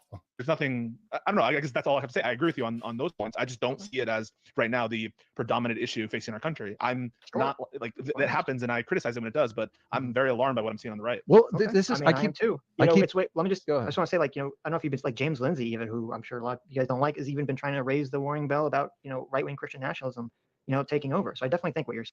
Yeah, I have that major concern about it also. Some of the theologues sort of going after it, Matt Walsh and this shit, just as bad as any of the sort of Vosh people. Absolutely. saying is a problem. And I do want to commend you, Pisco, because when I was listening to Mahler debate X2C, you, Oh, yeah. the lefty communist, were the only person that brought up property rights in a conversation about intellectual property. Oh, So don't thank even you get me for started on doing that because Steven has totally gone to the wind with this stuff. And no. no You're one muted, seems to Chaeiry. care. Look at him smile. Like, yeah, I'm a shithead. Yes, I know it. Oh, is Sherry talking? well, Oh, are I you a keep commie? I'm not I a was just- communist. No, I no, was no. just joking. I was just He was Oh, memeing. okay. Yeah. Well, look, if look, I Pisco, understand. Pisco, I keep pivoting back to Trump, Yeah. which I think a lot of Oh, people on because this panel stop would think doing of Trump that. as the most existential threat to society. Stop, Adam. Okay, you're going to. Adam, this is so fucking stupid. You're losing this. You were yeah, they were sort of obfuscating the culture shit. Okay, and you bring it back to Trump. Oh, fucking. Society. And I'm 100%. Yeah. okay. So, Politically, yeah. and I am saying my estimation, and obviously, like I've said a million times, this is my gut intuition, is that when a lot of the news media that is left leaning, who views Trump as an existential threat, uses this non-neutral reporting method, I think that they're creating something that they're literally trying to fight against. So that's Can you the only look. You're not going to convince these people that this is a bad thing to do it. They want that bias against Trump because they think Trump is bad, Adam. You're not going to convince these people. They're not going to concede. Just not something they have TDS. Okay. You can see the good and bad of Trump. They don't see the actual utility of doing it. So fuck off with that. Oh, God. Fucking hell. Your homework assignment, young man, is Mhm. you're going to write an article about an existential threat Look, in the I have neutralest terms possible, and I will grade it. I have Chat GPT. So what do you want the article on? Matt Okay, Al here. and the who's the other MSNBC contributor that everyone is. Yeah, we Mehdi recently, Hassan. God. Look, we- Mehdi Hassan, yeah, and we recently covered them, and Sitch looked up some metrics on it that MSNBC was worse than Fox News. So I mean, in what's It was what is that? according Wait, to what? according to NewsGuard, they're worse. Worse yeah, than Worse what? than more what? They had a inaccurate. lower, Just rating worse. under NewsGuard. I feel like I'm listening to Accuracy. the Spinal Tap go to 11. Okay, on accuracy. Okay. Yes. Well, no, listen, well, I'm you don't. NewsGuard rates news agencies. It's supposed to be That's fine. fairly respected and neutral. And lower. It said that MSNBC had a lower score than Fox. That's not like. No, I, It's th- the I think first thing I'm he hearing didn't about it. hear you. Yeah. Okay. I'm not disputing the stats. I mean, they were I don't both know like they who the both hell had shitty NewsGuard scores, is. by the way. It's not like one Yeah. was good. Yeah. But They were both in the After toilet. Fox lawsuit. Would you say it this was is after. Oh, It was interesting. after. That's a It good was question. after. I believe so. Yeah. After. Oh, so maybe the lawsuit. That's a great point, Chaeiry. Maybe the No, lawsuit. this was, I believe it was don't know. after. So that included the Fox lawsuit. Which Yeah. one's Chaeiry? As soon as Well, Chaeiry included in slips the those I was Progs corrected on, on that. she's just like, But I'm she's not like sure if they dropping haven't points updated left, it right, yet. center. Listen, Can't be the I'm one not with their disputing cleavage the out. stats that you're bringing up because I don't know about them, and so I'm not here to tell you that MSNBC is better, more accurate, less biased, more biased, any of that. Or Pisco is a simp. That's possible. Great point, Chaeiry. Staring at her boobs. And it's kind of an intuitive argument that people, I've heard, I know he's brought up by me and Ruminate a lot, but Rob Noor brings this up a lot. If you think that Donald Trump is an existential threat, wouldn't you, if you're the DOJ or FBI, wouldn't you be putting your thumb on the scale to prevent him from coming up? I think that there's an intuitive appeal to that. There's a kind of like almost intrinsic bias that a lot of Trump supporters say exists in all anti-Trump people that they absolutely and necessarily follows from their hatred of Trump. I would just be careful about how much you let that argument Neutrally carry you. reporting is not cheating. I'm Okay, coming back to it. No, This is I actually know you're not a bad but, like, idea. It sounds like the standard. If the articles that you're, well, I guess we back away from the specific articles, Wow. but in any given situation, I just ask you to like think a little bit about what the standard is that you're applying and how it would look like if everyone followed it. And like I hope that you're okay with like there being political pundits who do take like a polemical stance on stuff. Rachel Maddow has a right to exist, right? Destiny has a right to exist. You guys are polemical. Well, You guys that's are what I toward look. the- That's what I was trying to say before. Like, I think all of these people have a right to exist because you have to do this balancing act with free speech, and Yeah. obviously, free speech is important. And I'm for expand people being able to say what they want to say. I am just saying that a lot of those people who are talking about how Trump is an existential threat and that we're teetering on the edge of fascism, those are the people who I think are ironically Bro, creating a that's lot true. of the problem. Bro, look, come on, who's creating more of the problem, Trump or these media people? Trump is. I mean, aren't you guys? I'm gonna push you on this. You guys must support these indictments, right? Yes. I Sitch, just- your You audience said some got of it. them were invalid, but you didn't say which Oh, ones sorry. were invalid. I'm sorry. Let me specify. Don't you support? Well, hold on. the Whether or not they're, coup I think. indictments? Look, See, they keep on coming back to the freaking points where Adam and Stitch have very solid stances. They're, this is No. disappointing. I only read the indictment once. The only thing that really stuck out to me that I thought seemed. Bro, what about What were the what other about things that you think were? Because I mean, Well, I don't okay, think yeah. You're fraud. ordered the Department of Justice? if he hadn't backed down from that, 'cause that's what he tried to do. I think Okay, right. But if Trump tried a directive, but that was merely an analogy to show troops to occupy the course. Congress. Yeah. and said, "I want you to go, occupy the Capitol." 100. Even if the military doesn't agree, that 100% should be a crime, right? Because he picked up the phone, Yeah. told him to do that. So Sure.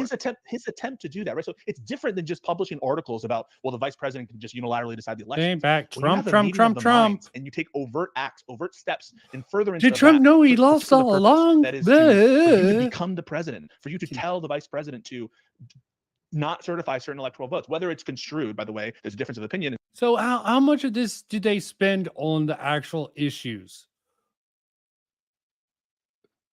Because the other side didn't know. Everyone just knows Trump, Trump, Trump. Trump is easy to come up. He's a figurehead of this. It's easy. And Adam and Stitch has their stance, and they keep on bringing it up. knowingly lied. Here are the drugs, Mr. President. The drugs are there. You see the drugs? And he just like looks at them. He's like, those are drugs. Those are drugs, sir. We've tested them. Here are the tests that show that they're drugs. Here, I'm smoking. Trump, Trump, Trump, Trump. Such brain TSD.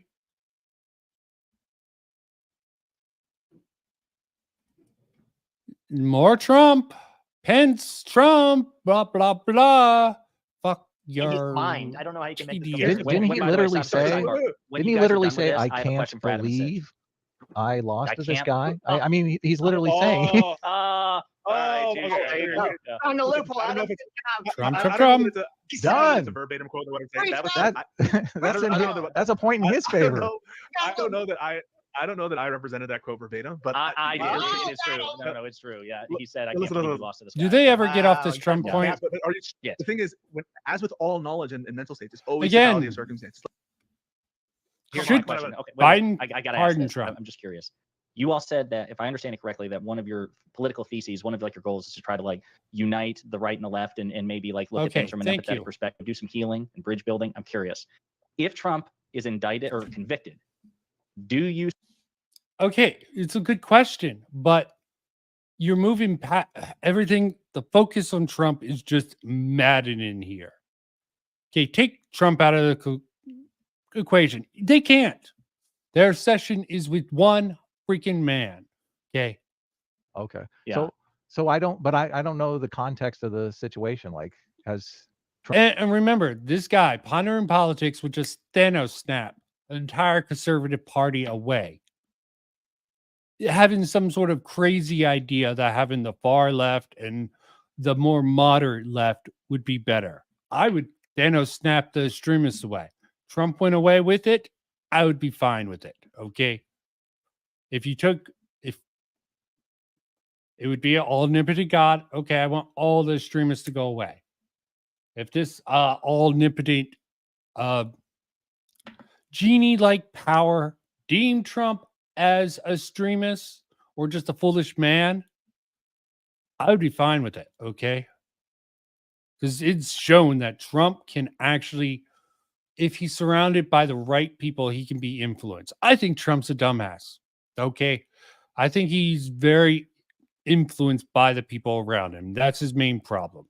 I could be wrong on that, but Actually, and I'll ask it again now that I have the opportunity. Do you Nah, think that probably politics should gonna affect say later. our indictments?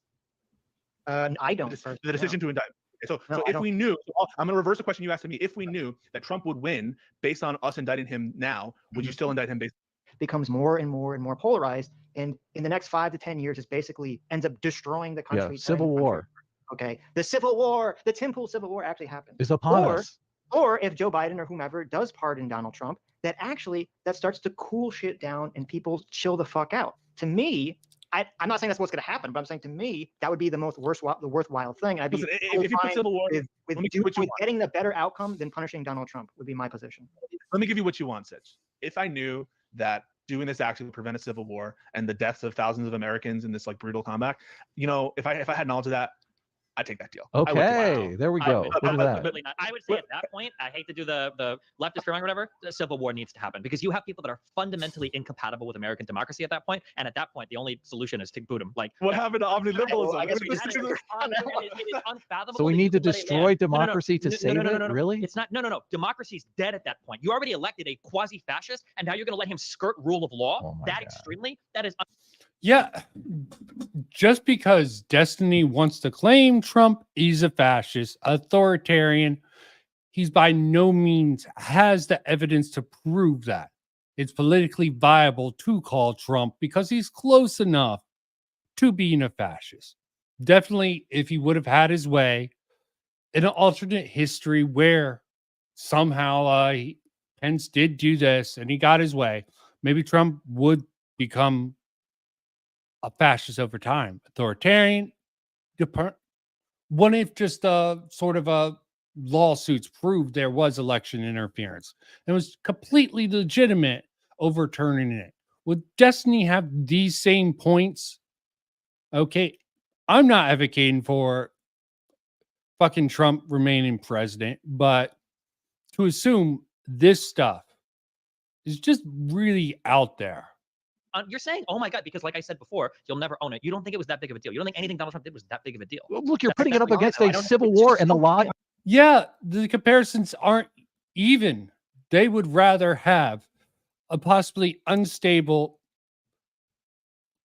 I'll grant him even quasi-fascist, definitely authoritarian from how he was. Maybe he would have calmed down if he would have gotten his way, big baby that he is, but for Christ's sakes, sometimes the greater good. And the Civil War.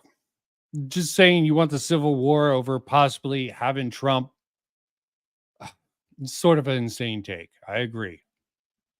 But it's a really insane little comparison. And they're not even talking about it in the right way. Yes, No, thank we you. fought. No, Steven and I Versus have fought about Twitter. that. We've been on streams where I bitched about that before because I'll probably I turn those off. You guys Yeah, have faced probably, it. for I'm the best. certain of it. Yeah. I see Destiny face it all the So- time.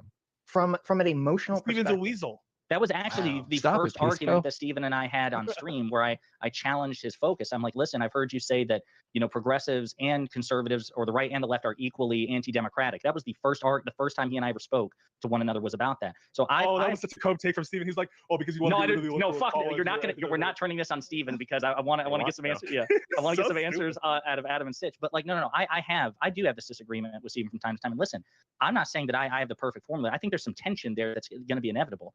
But I thought that in addition to criticizing the left genuinely, I'm not saying that you're faking it, but I assume, like, are you not activists? Is like the goal not to change minds, or is it just to reinforce your majority audience's low opinion of the left? So, and I guess I can understand where confusion is coming from here, because I think some people view whenever you talk about anything political related that the goal is to get people elected into office. That's never been my goal or Adam's goal. Or even to change minds, just out of It's just curiosity. well, yeah, it's for us to change minds in terms of to like try to get people to understand the other side's position. I mean, if you're going to say like how we're kind of doing this, I'd say the two things Okay. are to try to get people to understand their side. This will be a good way to end it up. Okay. Might seem weird. I skipped ahead 3 hours there, 3 hours here. But the fact of all the Trump talk, I'll have my little end speech. No one should listen because I'm just a madman with a YouTube channel. Side's position and to kind of critique and deconstruct the woke shit that I think is poisoning our society. Those Fair are kind enough. of the In a two neutral overarching way. things for our- In a neutral Well, way, and right? just in be a completely clear, not neutral way, no, in a completely not like neutral woke, way. woke when it is comes also to we then perceive getting- of woke as being anti-liberal too. You should say that. So Yes, people I know what consider you're woke meaning. anti-liberal. I Right. imagine Or Trump's pretty anti-liberal authoritarian. too. Just Do- saying. do you Well, yeah, support but you would be DeSantis, guys? anti-liberal from the right. So Who do But you support when it- president? You too. I don't really support anyone right now. I don't even know I'm going to vote. But But DeSantis Yeah. is very anti-woke. I'm not going to. I told you I don't like what he did with Disney. That really rubbed me the wrong way. Okay. So, Between Trump and Biden, would you vote for Biden? I'm not sure. I voted for Biden last time. Jesus I Christ. voted for Biden last time. I don't know if I'm going to vote for him again. My goodness. So we'll see. Well, I don't think you'd Well, vote we for know you're Trump not though, left. Sitch. I think you'd probably abstain. No, I Yeah. would not vote for Trump. No. Yeah. So Why would What you about not you, vote for Biden? I'm going to ask why. Why? It's too long to get into at this. No way. I'm too tired. You like a- prick. Yes, Oh, I'm going to punt on okay. that one for next time. I'm What about voting you, for Rose? Andrew. I'm going to write in Andrew Yang. So Why? Oh my There you go. god, that's so cringe. did you know that he actually signed Wow. out with a GPS? Did you know that? That is based, okay. No woman was that the titty streamer? Okay, maybe I shouldn't be fair. She's just That's I'm very glad. serious I'm with glad. Ryan. I'm glad I said. I was only memeing, but I'm actually glad I said it now. It triggered you. Yep. Did trigger me. Wait, Very I good. just want one more question before I leave for Adam and Sitch. Are you both going to consider voting for Joe Biden? Of course. Consider it. Yeah. Okay. All right. Much love to you all. Thanks for the chat. And Yeah. hey, let's talk to Rob North soon about Devin Archer. I'm not. No. Yes, actually, yes. Now, You, every- you need to bring the right and the left together. We had That's like what a you do. Not 3 Rob or 4 North. hour oh, this conversation is some with weird Rob. shit. Without- Okay. Okay, that's gonna be the end of my debate review. Probably not productive at all, mostly just reductive. But you know what? I'm sick. It's Black Friday. Had some time to stream. What I had planned for tomorrow night, probably not going to go through. Who the fuck knows? Who the fuck cares? Let's see how I feel. It's good to have a little bit of anger, but yeah, Stitch and Adam, way too much on the defense. They completely got way too far off of the original topic. They went with Trump. Is he a fascist or not? Defense of Trump. You can divorce those two ideas. And the premises are just completely fucked. The obfuscation of actually the argument that Adam tried to make with the tweet that led into this was rather craptastic. And frankly, I don't think Stitch should have such a problem with Destiny. I understand why he does. Destiny's a fucking shithead who cares about the sort of politics and his sort of 100% assertion that Trump is a fascist and he would have a fascist country if he would have overturned the election either some way or not. But he's definitely, I understand it's power politics and he's concerned with the power in politics and not on the cultural side.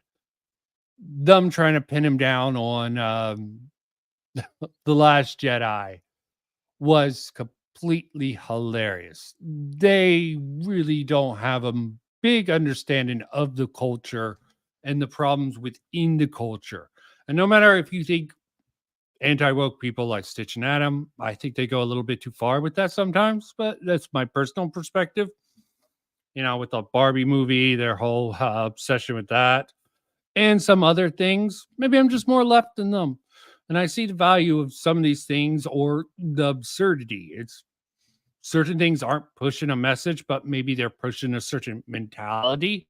And you can make an argument for certain things doing that, breaking down the culture, which not necessarily actually pushing a message. But thanks for all who came and all who will watch in the future. Until next time, bye.